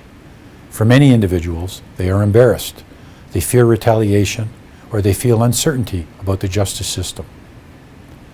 To encourage reporting, we will continue to build trust by working alongside our communities to break down barriers and to further strengthen our relationships. We are working closely with our Muslim Community Consultative Committee, a group whose membership is drawn from Toronto's Muslim community and who play an important role in ensuring that we are informed on issues that matter to you. With this group, we engage in constructive dialogue on some of our biggest public safety issues, while strengthening the lines of communication between Muslims in this city and the police. Please know that we are here to support you. If you or a member of your community experience hate, please report it to us so we can investigate. Crimes and violence motivated by hate will not be tolerated in our city. Let's work together to keep our community safe. You have our support. Thank you. Excellent. So thank you again to the Chief of the Toronto Police Services for that. We are honored that he was able to get the video to us in time. We know recently everything that's happening in our city as well as other cities at the border in Ottawa. It's been a very, very busy year for our police services, and we thank them so much for their time. I believe now we will hear, as was mentioned, from Detective Kira Bisla. Detective? Hello, good afternoon. Good afternoon, Mr. Ali. How are you? I'm well. How are you? I'm fantastic. I'm not sure if the chief's video was muted during the time. I wasn't able to hear it. I don't know if it was just myself or maybe others had the same problem. Oh, we heard it here in the studio, but oh no. I mean, I could hear it in the studio, but that's unfortunate. Well, I think though we will post them online later, but if you want to still touch on things that he spoke about, you can go right ahead. Okay, so I want to thank you, and I want to thank the Somali Canadian Association of Etobicoke for having me here today. I'm hoping that in the next 10 minutes, I can just speak a little bit about the Toronto Police Service Hate Crime Unit and what our mandate is. I've been an investigator with the Toronto Police Service in the Hate Crimes Unit for just over 11 years. And our role is here to provide support and expertise to the division with respect to hate-related investigations. We review all hate-related occurrences that come in through the City of Toronto, and we classify them as either hate incidents, hate crimes, criminal occurrences, or incidents only.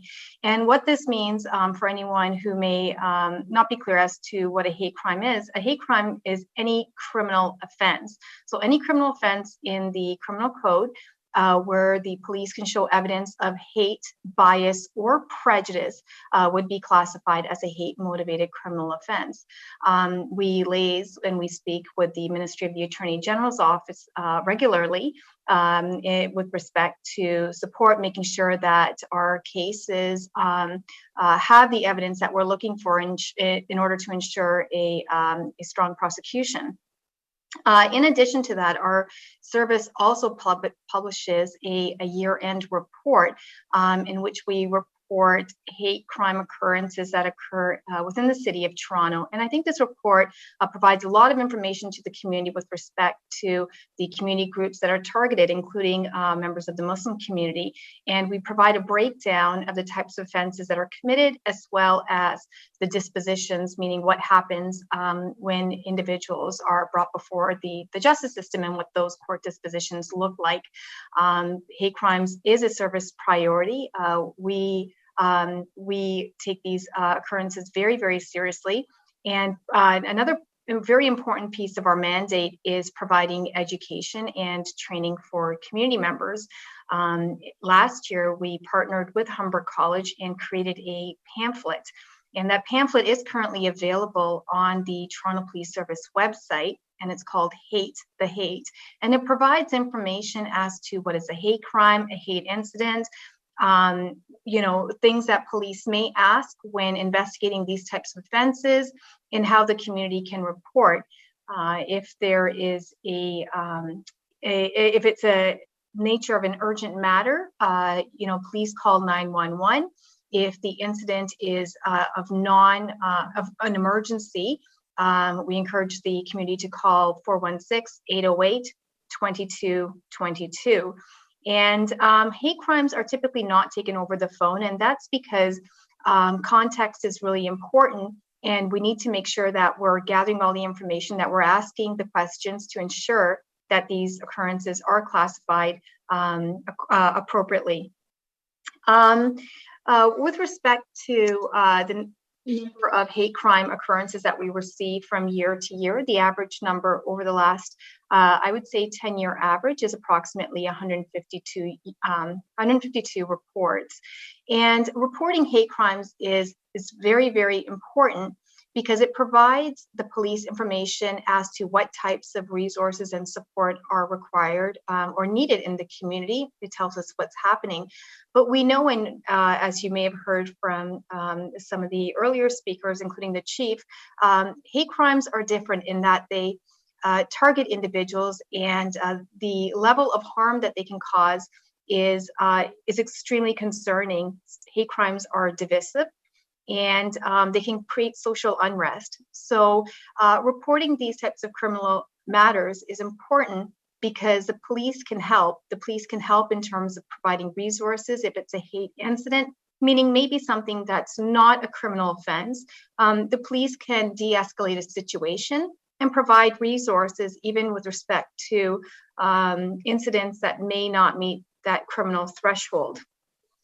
I know I'm going a little bit fast. So again, there is a lot of information on hate crimes on our police services website, including a pamphlet that can be downloaded by the community that provides information as to why hate crime reporting is important. And if there are any questions, please feel free to email me. My email, I can provide that, is kieran.bisla@torontopolice.on.ca. So I encourage, if anyone does have any questions, I'm happy to take questions.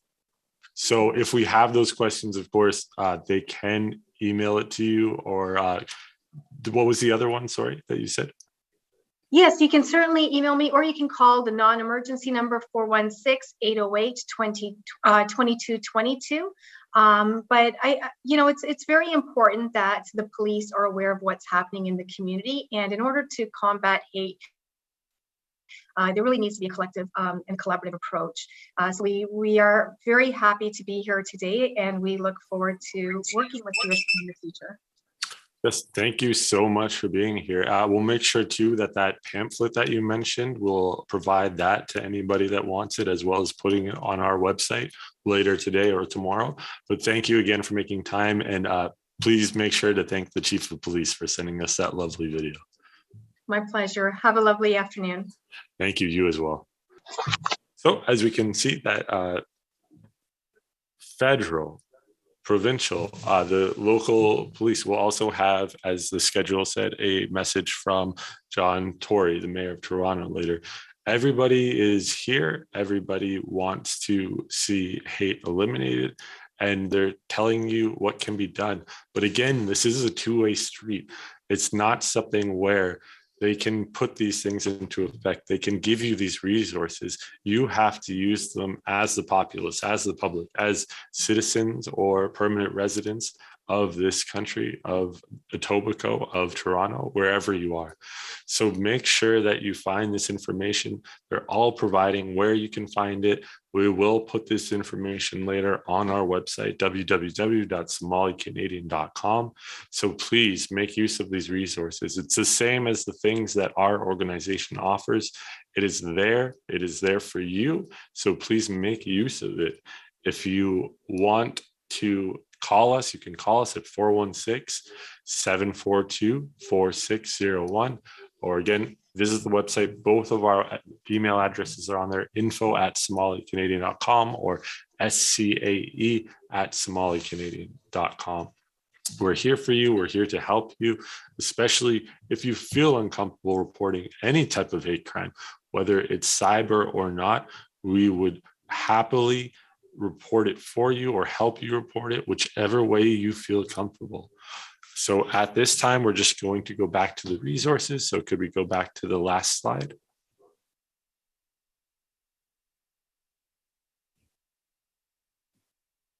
All right, so here are, thank you. So now are our seniors. The majority of seniors do not spend a lot of time online, and when they do, they prefer personal platforms where they interact with family and friends instead of strangers. So we saw that, of course, they're using WhatsApp, they're just messaging family, messaging friends, maybe in a group chat. They will share news articles, but they're not trying to interact with strangers. Facebook, the same, maybe they're in a group, but it's maybe members of their community, members of their social circle. They're not stepping outside of that, which, I mean, you could argue that it does keep them safe, of course, but we'd like them to step outside of that. We'd like them to share their stories, to share their experience and knowledge with everyone, not just the people that they know. And of course, this next point, this group, however, is turning more to online platforms due to isolation caused by the COVID-19 pandemic. The majority of the seniors also had very low levels of digital literacy. Digital literacies, I think, is what most of us adults, and of course, all of the youth take for granted. A lot of them are unable to do online banking. They're unable to navigate social platforms such as TikTok. And this is an issue. They have to be able to do these things because now you go to a lot of places and maybe they say they're cashless. So if they don't have their debit card, if they're trying to pay with a 20 or a 5, they won't accept it. So it's an issue. And of course, now we could teach them, you could have your debit card, you could have all your money simply on your phone. You could just tap it and off you go. Another issue we were seeing was, say with this, luckily now due to restrictions easing and ending, we were able to make this a hybrid event. But at first it was only going to be online, on Zoom, on Hopin, on YouTube. Luckily that changed. But for a lot of people that are elderly, that are seniors, they are unable to navigate these things. We tried to have a lot of training and workshops through this, as well as other programs, such as our program with the City of Toronto for our seniors, to educate them how to sign up for Zoom, how to use it. There's even a feature on Zoom so that you can just call in and you could just listen and speak through your phone. That was very popular with this age group.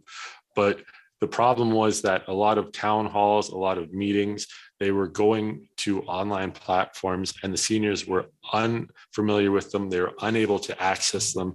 So that isolation that they had before, simply because of the coronavirus, it kept them at home. But now at home, they couldn't even interact with anybody, but they'd hear about things. Oh, did you go to this? Did you go to that?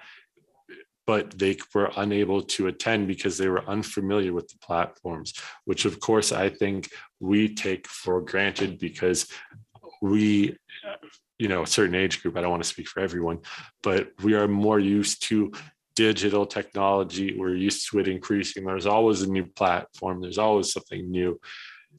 When we went through all those different ones that people use, we didn't see things at the youth age group, such as Facebook, because they did not like that. Even for seniors or adults, You're not seeing some of the older stuff like MySpace. That's pretty much dead. So you have to keep up with this, but we have to create ways for our seniors to be able to interact with us, especially as we spend more time online. Can I get the next slide? Thank you. So before we get into our prevention and protection, I just wanted to talk a little bit more about where this program will be headed in the future. So you saw us doing these training things, having this summit. We hope that we can increase the numbers of people interacting with us even without having this program. So again, please check www.somalicanadian.com so that you can stay up to date on all the information, all the services. We will be putting up things such as mentioned by people here that we've luckily been able to interact with, and as their organizations and levels of government implement new policies, new services, we will of course put those up. So please, please, please, as all of them have been saying, as I've been trying to stress, these are for you. Everything that we are doing is for you, the people. So please try to take advantage of these and interact with them. Every level of government, the Toronto Police Service, different organizations, they're all here. You can all see them, and they are asking for you to interact with them. So please do that. All right, next slide, we can move on to this. All right, so for our youth were very open to discussion about cyber hate crime and were interested in hearing others' opinions. From what we saw, it would be recommended that this age group should have regular information and chances for interaction with the topic in a school setting. So again, some people have mentioned that, particularly at the provincial level, that certain things will be implemented in schools. We think that would be great because a lot of the youth were from the same type of demographic. They were Muslim, they were between certain ages, but they would like to interact with their other classmates who maybe come from different ethnic backgrounds. They wanted to hear what they thought. They wanted to know how they felt about certain things, whether it was how they perceived Muslims or how they even perceived themselves and their own culture and their own interactions online. So youth are always more open. They're always up to date. They always want to talk about current issues. And I think the more that this is done in a school setting, the better it can be. And the more that we can hear what they want to do, because in a few years, they will be adults and they will have to say what they want in their society. And again, the turnout for the youth was excellent. Youth and seniors were the most active. The adults actually took a little bit of encouragement to get speaking. Once they got speaking, they were fine. But youth and seniors were really good with speaking about these issues. Youth in particular, because they were familiar with the terms, they knew what was happening. And they just wanted more information. They wanted to see things like this summit. They wanted to hear from everybody that's here today and see what they were going to do about it. Because again, sometimes they can feel like maybe their voice isn't heard, or maybe nothing is being done to help them. So that's what we would recommend for them. Maybe some type of school program, if it was done with Toronto Police Services, if it was done with different levels of government, that would be great. If teachers could be educated about this, maybe making lessons, making time. Obviously, maybe we'd start at grade 8 or up, maybe in a high school setting. But if it works at a younger setting, that would be great as well. But this is one thing that we think would be great for the youth, because they really want to know more about this and what more is being done. Next slide, please. So our adults, just as a reminder, adults go from 31 to 55 years old. Adults express the most distrust in authorities and institutions being able to combat cyber hate crime. More needs to be done to regain the trust of this demographic. Regular town halls and interaction with local authorities will go a long way to improve relations.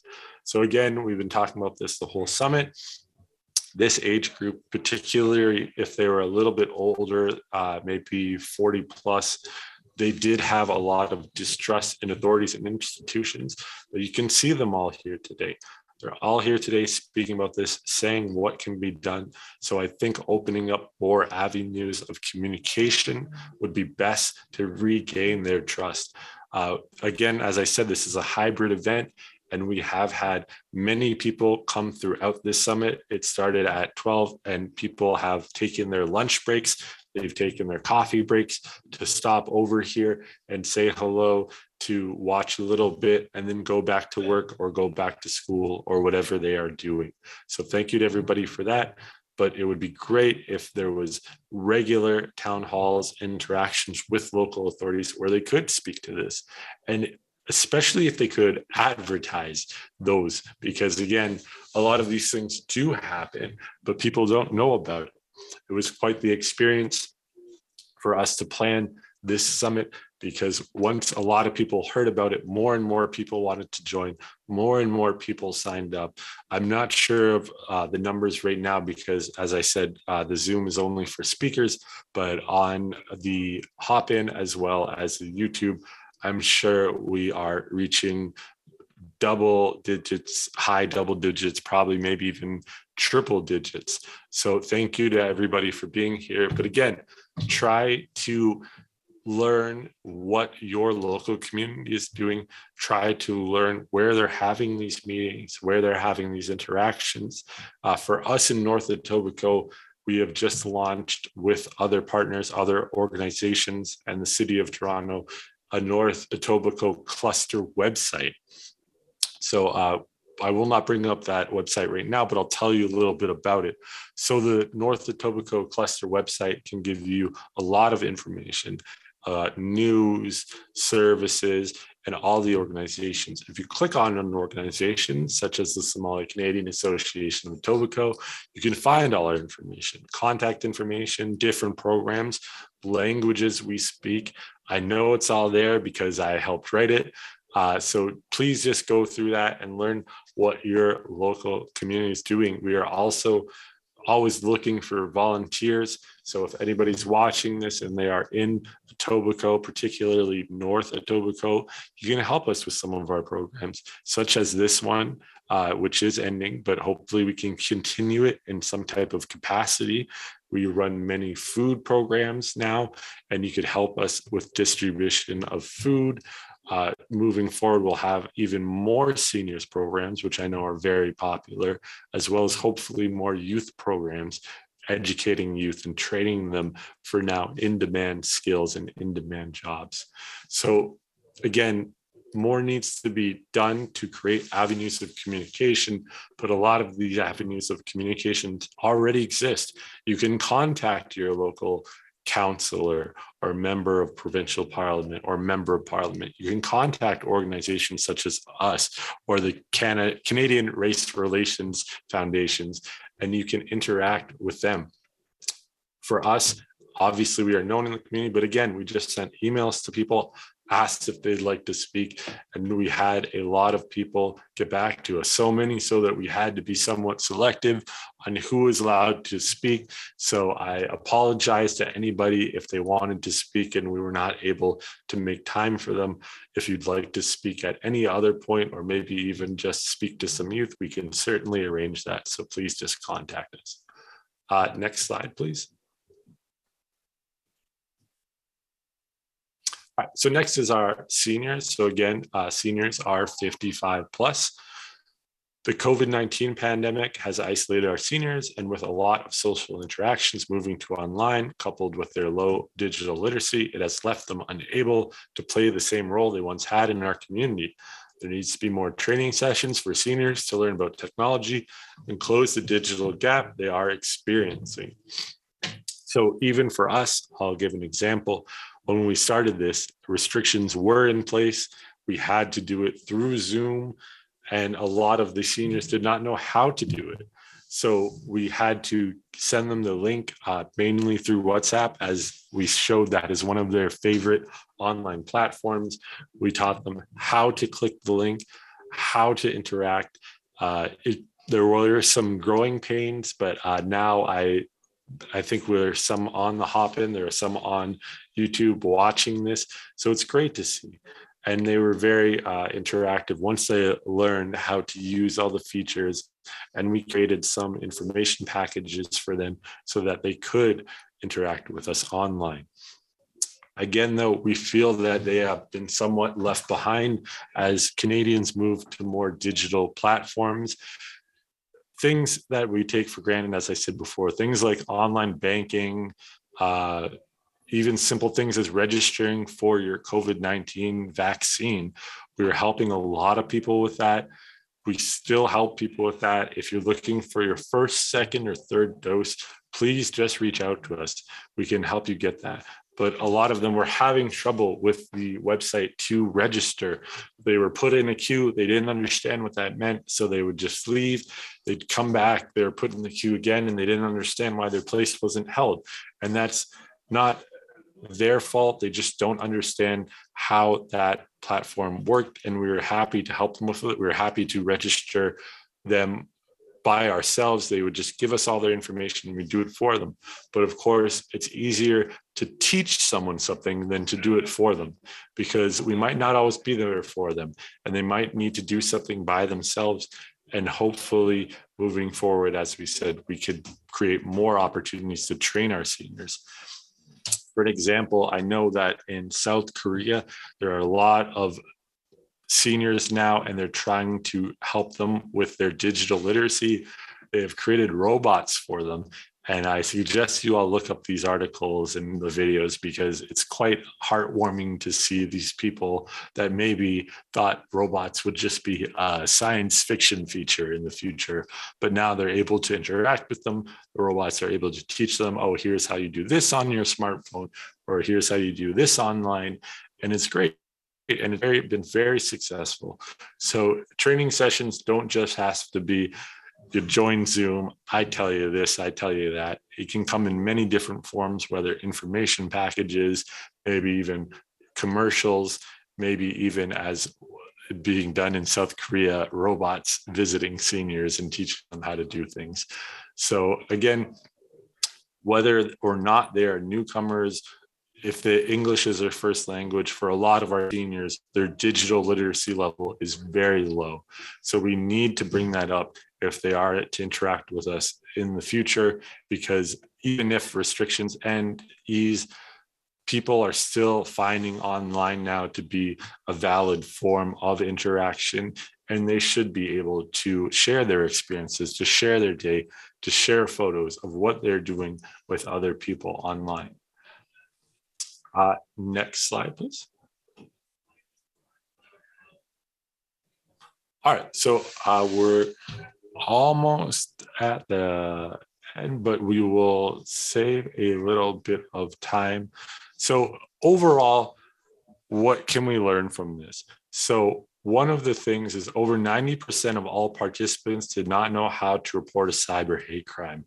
We heard the chief of police talk about, we heard the detective talk about that as well, that there are information packages online. You can call the non-emergency number to report a hate crime. We will try to make that information package available on our website in the next few days.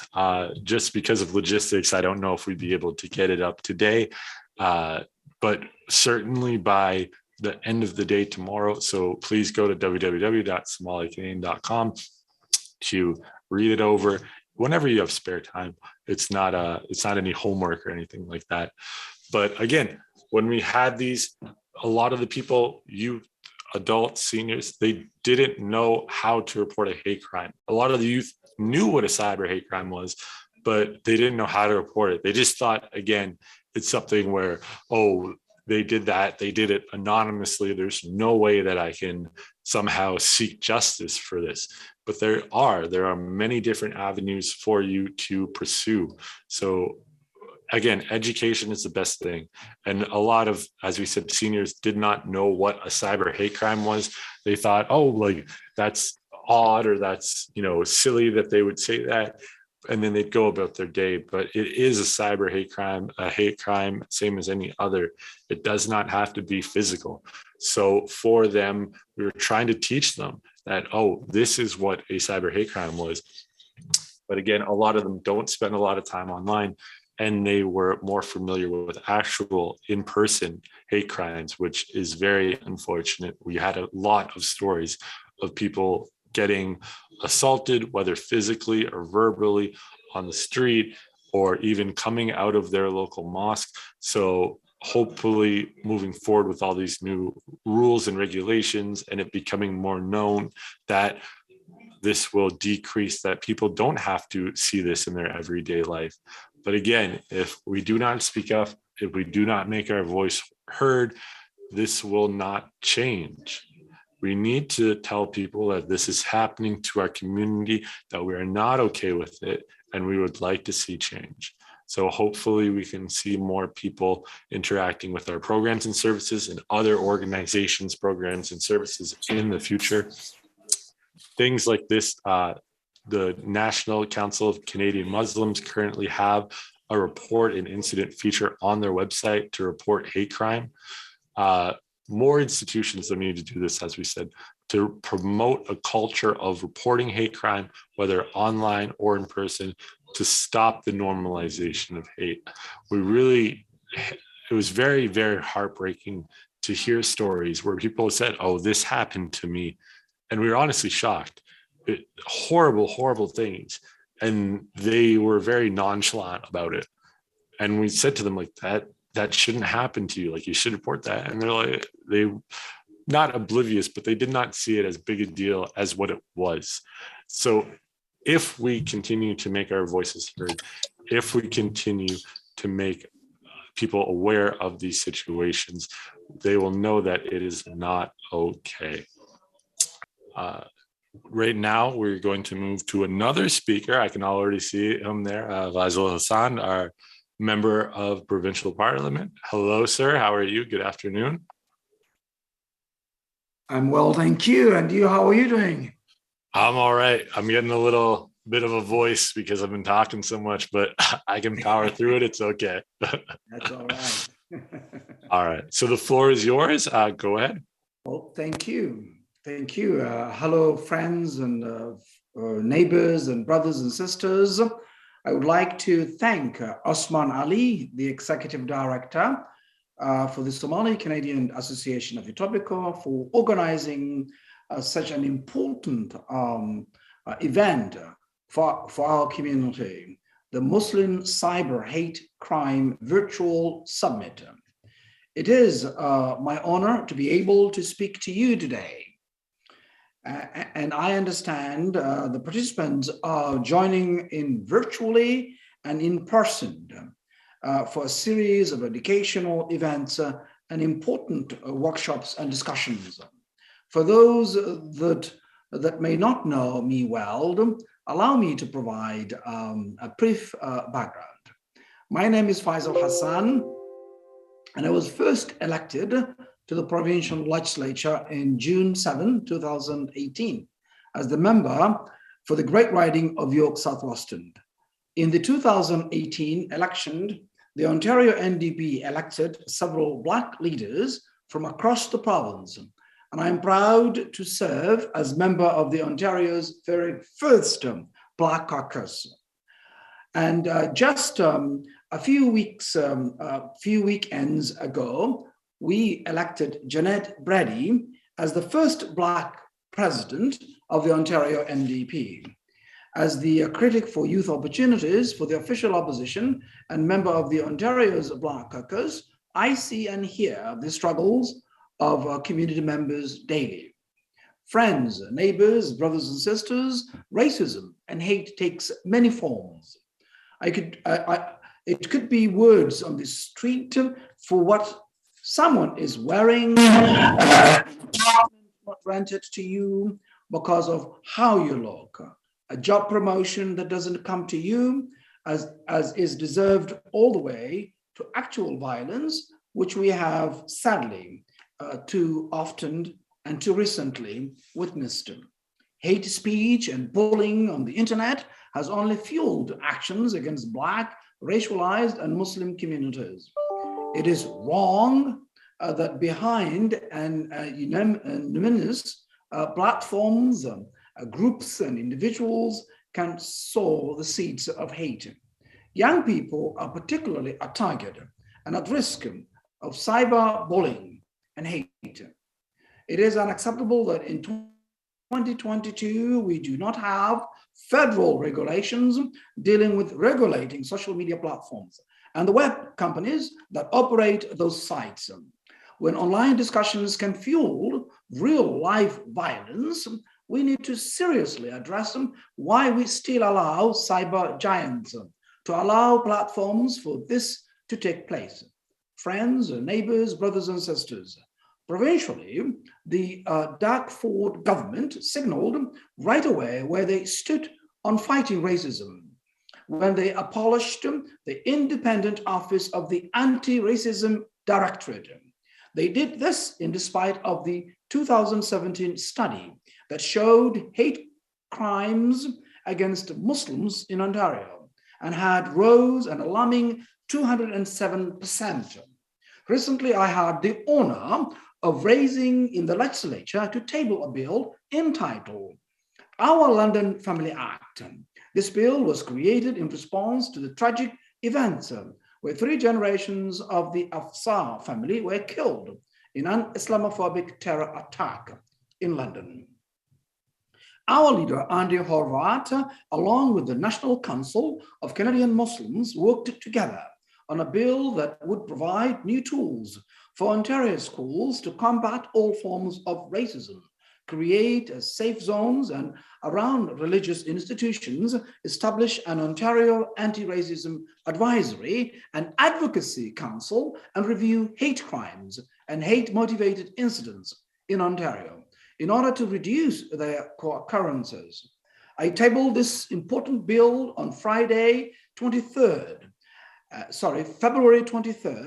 and the Ford government has taken the unprecedented action of sending this to committee instead of second reading debate. I've asked the government not to stall this bill and guarantee this bill will be passed before the upcoming June election. We should be all watching this closely and calling upon your member provincial parliaments to pass our London Family Act in as short of time as possible. You know, friends and neighbors, brothers and sisters, I'm inspired every day, and I appreciate the advocacy of community-minded groups like the Somali Canadian Association of Etobicoke for the fantastic work they do in raising awareness and action on issues like racism, cyber hate, and bullying, and in bringing community together. As youth opportunities critic, I meet young people across the province on a regular basis. I'm so inspired by how they know Black history and how they have the energy and commitment to try to do their best for themselves and their community, often when it is not easy to do so. As a Somali Canadian, I well remember that between 1988 and 1996, more than 55,000 Somali refugees arrived in Canada. This was not without controversy and struggle, as many refugees without proper documents faced unnecessary barriers and delays by the government of the day.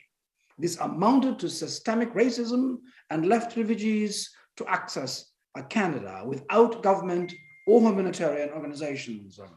Friends and neighbors and brothers and sisters, too many people in Ontario face systemic racism each and every day. We all need to join together to push back and fight injustice, tear down barriers that exist for racialized people, and call out prejudice and racism when we see it. I thank you again this afternoon for the opportunity to join you in these discussions today. I will leave you with today with the words of late Desmond Tutu, who passed away on December 26th of last year. His words inspire me. There comes a point where we need to stop just pulling people out of the river.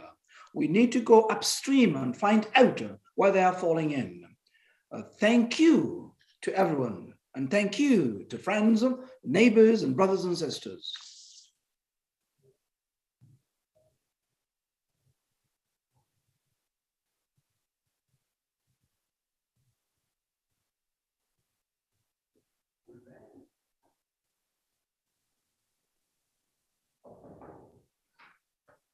Thank you so much. We really appreciate you making the time to be here. It's great too that you speak about the Our London Family Act. The Somali Canadian Association was there when it was being discussed via Zoom before it was brought before the Parliament. Again, if you could just speak a little bit more about some of the key points of that act, because I know a lot of people have been asking us about it and are interested in it. Indeed, thank you. This bill, as I talked about, our London Family Act, is the creation of the community. Consultation with National Canadian Council of Muslims, NCCM, and also with my leader, Andrew Horvath. I was also on behalf of the official opposition, my leader, I was also proud to table on behalf of the party. And this bill tackles about Islamophobia. And it is a very comprehensive, and it's also came from the community. And the point here is to tackle the issue of Islamophobia and all kinds of also racism, hatred of anti-Semitism, anti-Asian, anti-Indigenous, and also make sure that a hate in Ontario is not needed here at all. And we need this bill also to be passed before we go for an election in June 2nd. And this is also, it's not about partisan, it's a moral one, because the community, we have witnessed what happened, and right there in Etobicoke, the IMO Mosque, Muhammad Asfar was also killed there, and also the Afsar family I talked about. These also incidents also a couple of weeks ago happened in another mosque. So we need a strong bill like this to make sure that the community is protected and no one in Ontario feels fear and not being attacked because of the clothes they wear and who they are. And that's why our London Family Act is a comprehensive bill that deals with these hate and also hatred based on white supremacy groups, and also to tackle also making sure that no one in Ontario, regardless of your color, your religion, and how you look, is not, you are not going to be threatened or feel fearful. So what our London Family Act means is to make sure that we are protected in institutions of religion, as well as also giving also a comprehensive strategy to tackle of hate and hatefulness in Ontario.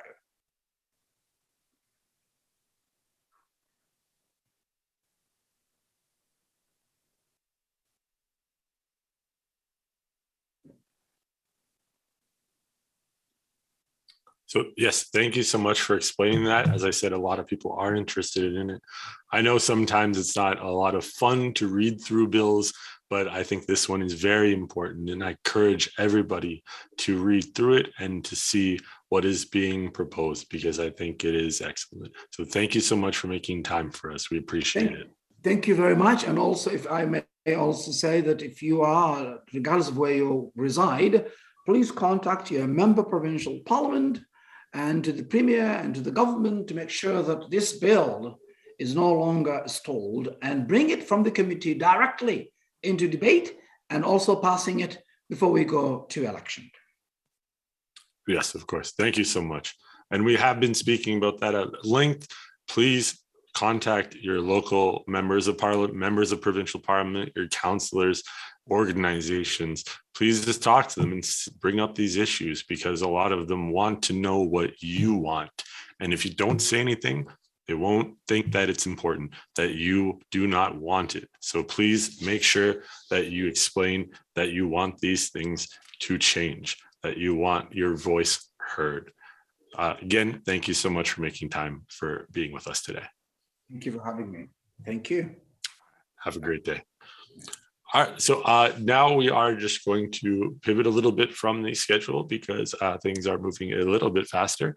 Now we do have a video from our mayor of Toronto, John Tory.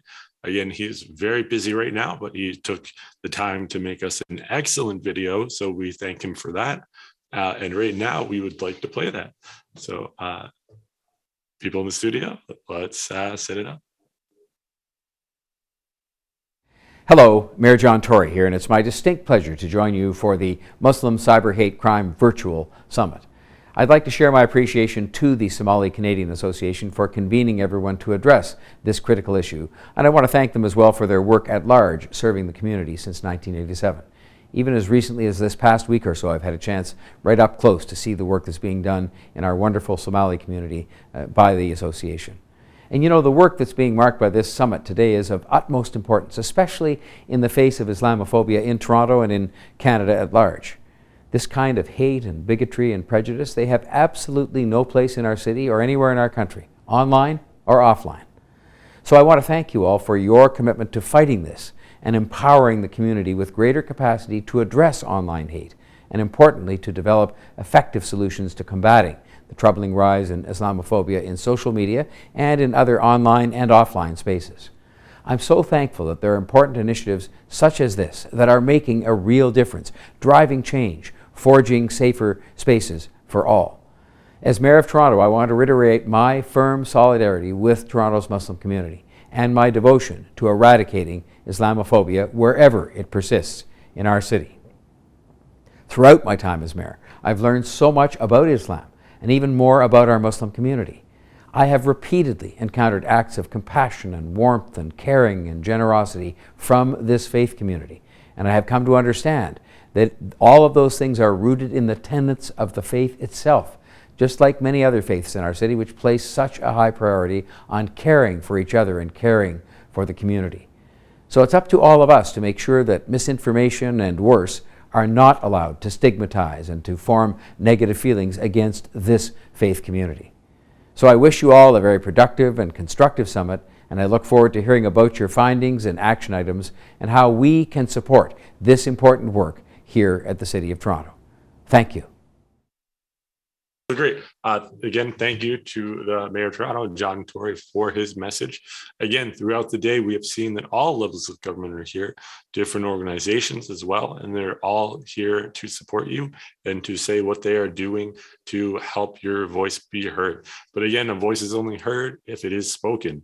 So please remember to contact your local members of parliament, your members of provincial parliament, and your local councillors to tell them what change you want to be seen.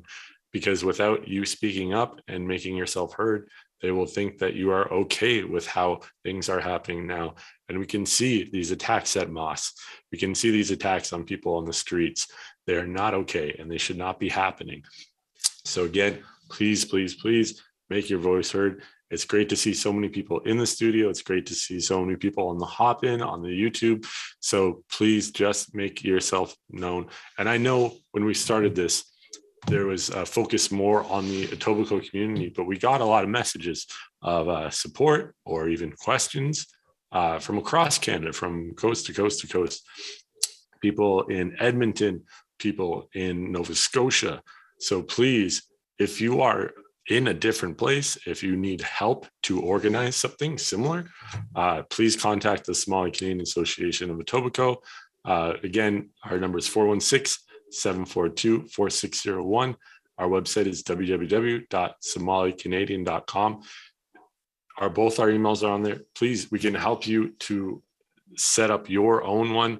We can tell you the pitfalls and troubles that we had, which I won't mention here, but we can help you and make yours as best as possible so that you can help people in your community, whether it is for a Muslim group or any other type of person, religious, ethnicity, anything at all. We can help you organize it and make it as best as possible. This time we will hear from an educator, a youth coordinator, and an Arabic instructor. I believe he's on right now. The floor is yours. Okay. Bismillah ar-Rahman ar-Rahim. Alhamdulillahi Rabbil Alameen. Wa sallallahu wa sallam ala Sayyidina Muhammad wa ala alihi wa sahbihi ajma'in. First of all, I want to thank those who invited me to give this short talk. I want to thank the Somali Canadian Association, also the Government of Canada, and the Canadian Race Relations Foundation. Our religion teaches us to thank people for the good that they do to you. There's a tradition, a hadith that says that la yashkurullaha man la yashkur nas, right? You haven't truly thanked Allah until you thank the people. So I thank those who invited me. I also pray that this be a program of benefit for everyone. So when it comes to cyber hate is something that we've all experienced, unfortunately, something we've seen. And as Somali, we sort of get it sometimes twice as bad, right? Because we're Black and Muslim. So we typically get experience the race twice as much as others. And I was born in Ottawa, but I grew up in Hamilton. So I have my experience with racism. In Hamilton, we had a lot of skinheads, a lot of racists, unfortunately. So racism is defined as the belief that some races of people are better than others, okay? And racism, when we look at it, is actually a symptom of arrogance, right? Known as al-kibr in Islam. And arrogance, kibr, is not new. It's quite old, right? It's been around for a lot longer than a lot of us think. It's not from 100 years ago. It's not from 1,000 years ago. Arrogance starts way before, okay? I just want to highlight a couple of verses from the Quran. Surah Al-A'raf, the 7th chapter in the Quran, verses 11 to 13. Allah subhanahu wa ta'ala, Allah describes and discusses the creation and formation of Adam, peace be upon him. And Allah commanded, after creating Adam, he commanded the angels, whom amongst them was Satan, Iblis. He commanded the angels to prostrate to Adam, peace be upon him, to recognize his greatness. And they did so, they prostrated. Except for Iblis, except for Satan. When Allah asked Satan why he refused to prostrate before Adam, he replied, قال أنا خير منه خلقتني من نار وخلقته من طين. That I am better than him. The reason why Satan didn't prostrate to Adam, he said, I am better than him. You created me from fire, Satan explains, you created me from fire and him, meaning Adam, from clay.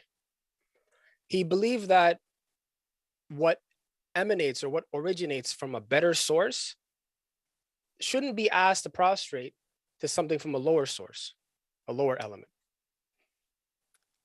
And this was based on Satan's assumption that fire is better than clay.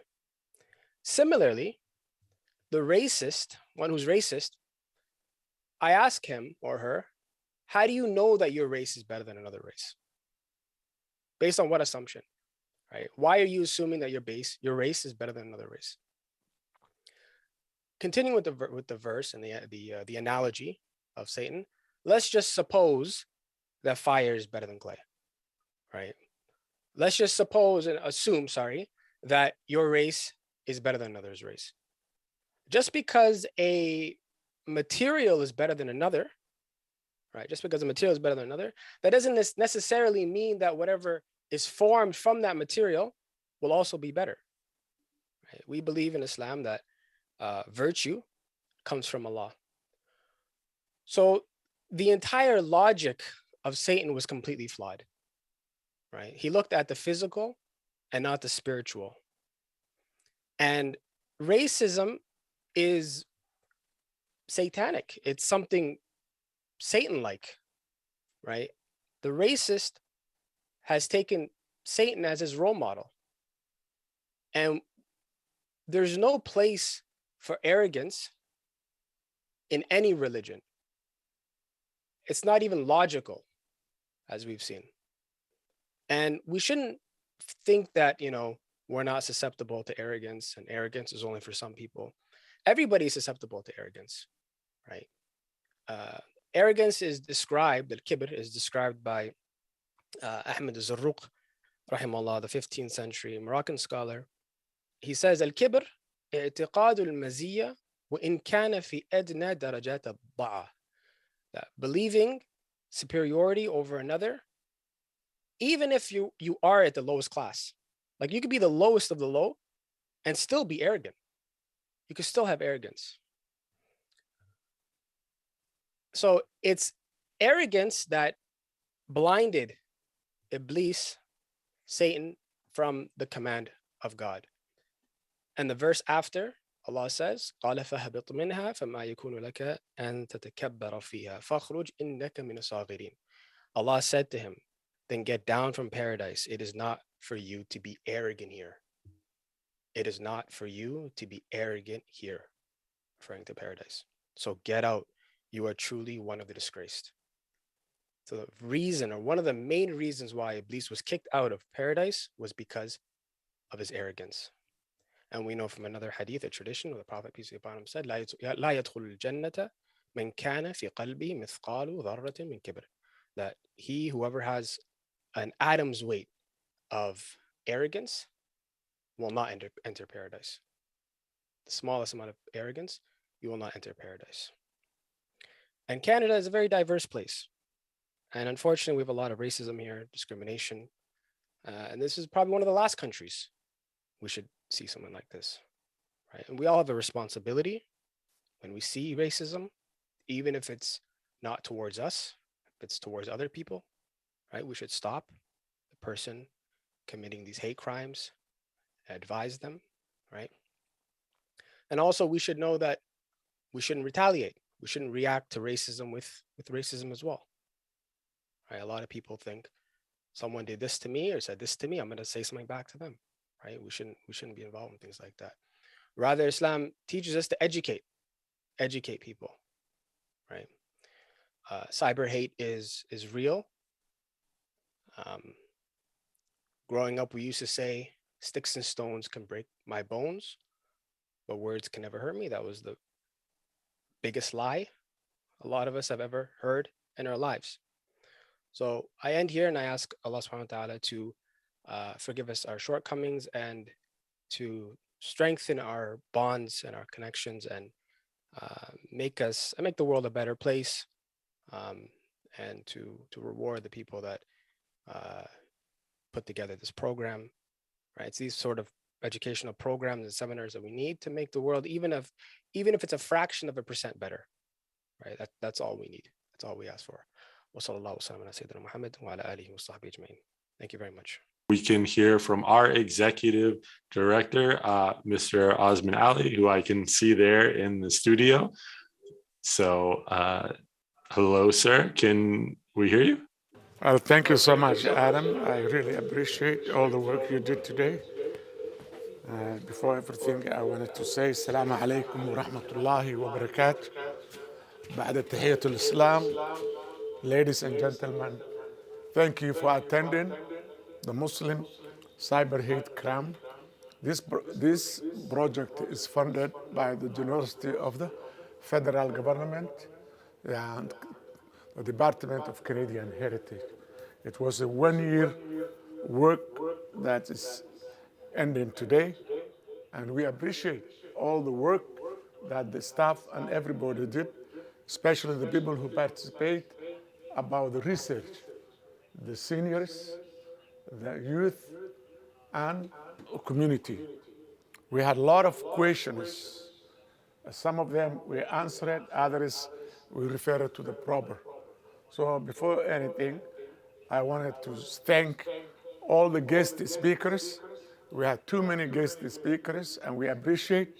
And as Adam said earlier, we apologize those who we couldn't get them because the time limited. Since the epidemic is finished, I hope and we hope that we will have an in-person sitting seminar. I wanted to thank the federal government and the members, the ministers and others who spoke. I want also to thank the provincial government who spoke, also the city and the educators and the community at large. We have wonderful people in the audience because this was a hybrid. It was Zoom, and also the community that we have here, the religious leaders, friends of the Somali community, and the women and the youth. I also want to tell you that we are monitoring, and this is live. We have people from Somalia, we have people from Egypt, and we have people in Europe, mainly London area, UK, and we have also all over the Canada, BC, Vancouver Island, we have it. Our Somali community at Edmonton and Calgary in Alberta, Quebec, and we also have Saskatchewan. We have a large community, in this case, in Saskatchewan. Overall, this is going live on YouTube, and we wanted to thank Bakri Media, who facilitate for us and run all our digital systems. I want to thank for everybody who participated and really give me sometimes very emotional from the heart, because for the last 40 years, as a founder and executive director of this organization, I've been trying to get equal justice for our community, not only for the Somali community, but also for the community in large. I know the faith community is going a lot, whether it's the Muslim community, the Jewish community, and the Christian community. I'm glad to announce that we are working together. The faith community is working together, coming together to try to eliminate this cyber hate crime and the hate that is really coming not only in Canada, but all over the place. Cyber is very dangerous. As an engineer, electronic engineer, and someone who worked in big corporation, though, since cyber come in, there's no turning. You don't know where the person is sitting. He could be sitting next door to you, or he could be sitting somewhere in Europe, Africa, Asia, and he can access to your telephone, to your computer. So we hope when you see an incident that happened, not to worry. You hear the police, you hear the chief, you hear the mayor, you hear the federal ministers. We have some guests here who are former police officers who will help us. We have Shiva, who's from the Jewish community, and Mark, who's helping us. We were trying to build a coalition of communities to face this thing, to face hate crime, to face anti-racism, especially, I will say, the Somali women who are wearing hijab. Our job is not still done. We started 2003, 2008, 2015 conferences that are talking Muslim women speak up, Muslim women wearing hijab speak up. It's not finished. But these days, the beauty of everything is that the government of all levels, the community, and the educators, school boards are coming together. I want to thank everybody, especially the people who take their busy schedule, because we know both, the parliament in Ottawa, in here in the provincial and the cities.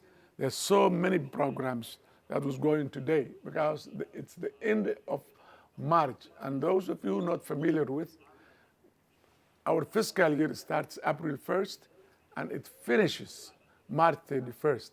As you can see, while I was sitting, I was in another conference. So we thank you. As my staff say, we have a well-educated, technologically advanced youth that are working now for Somali Canadian. If you see anything anything. Don't let someone tell you go home or you don't belong here or give you dare to look or say anything. There's a lot of jobs that the government is offering for the black community. We Somalis are black, Muslim, Arab, ethnic, immigrant, newcomers. You say it, and the bullet will hit us. If anybody who's against all these people will come against us. But we are not alone. We have friends. We have friends, not only in the government, but the community in large. Canada is a beautiful country. I've been here since I was a teenager. It's wonderful. But like every other country, there's a bad apple. I hope those of you who are here and the ones who are online, that we don't just finish this program and go home and forget it. We have to tell the community, we have to tell friends of the community, and since after a couple of weeks, the offices will be open, we will start doing physical, like we used to do workshops, and we hope you will come and you will give our message to those who are not here. I don't want to keep you. You've been here for so long. We appreciate special guests. We appreciate the community. We appreciate Bakri Media and all the guests who took their busy time. I know in a couple of days it's going to be Ramadan on Friday. I want to wish all the Muslims around the world, in Canada and here in Toronto, Ramadan Mubarak. For those non-Muslim friends who always wish us a happy Ramadan, we thank you. Please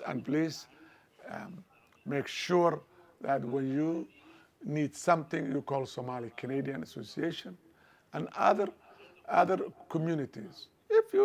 If you call any organization today, regardless of what nationality, what faith group they are, they have an outreach worker. They have an outreach worker who will help you. I thank you so much. I really enjoy the support I received for the last 40 years from my community.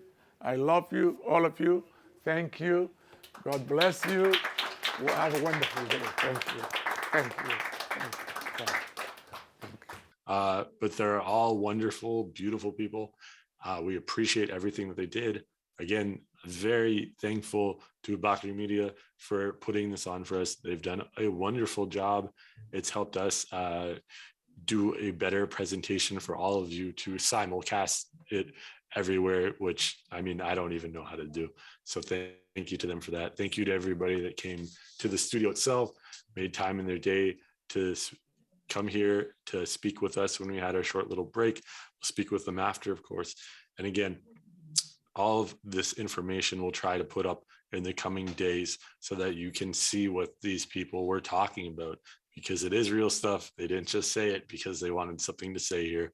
I think we'll just end on that note, and please try to speak out, make your voice heard, and we hope that all of you have a wonderful day.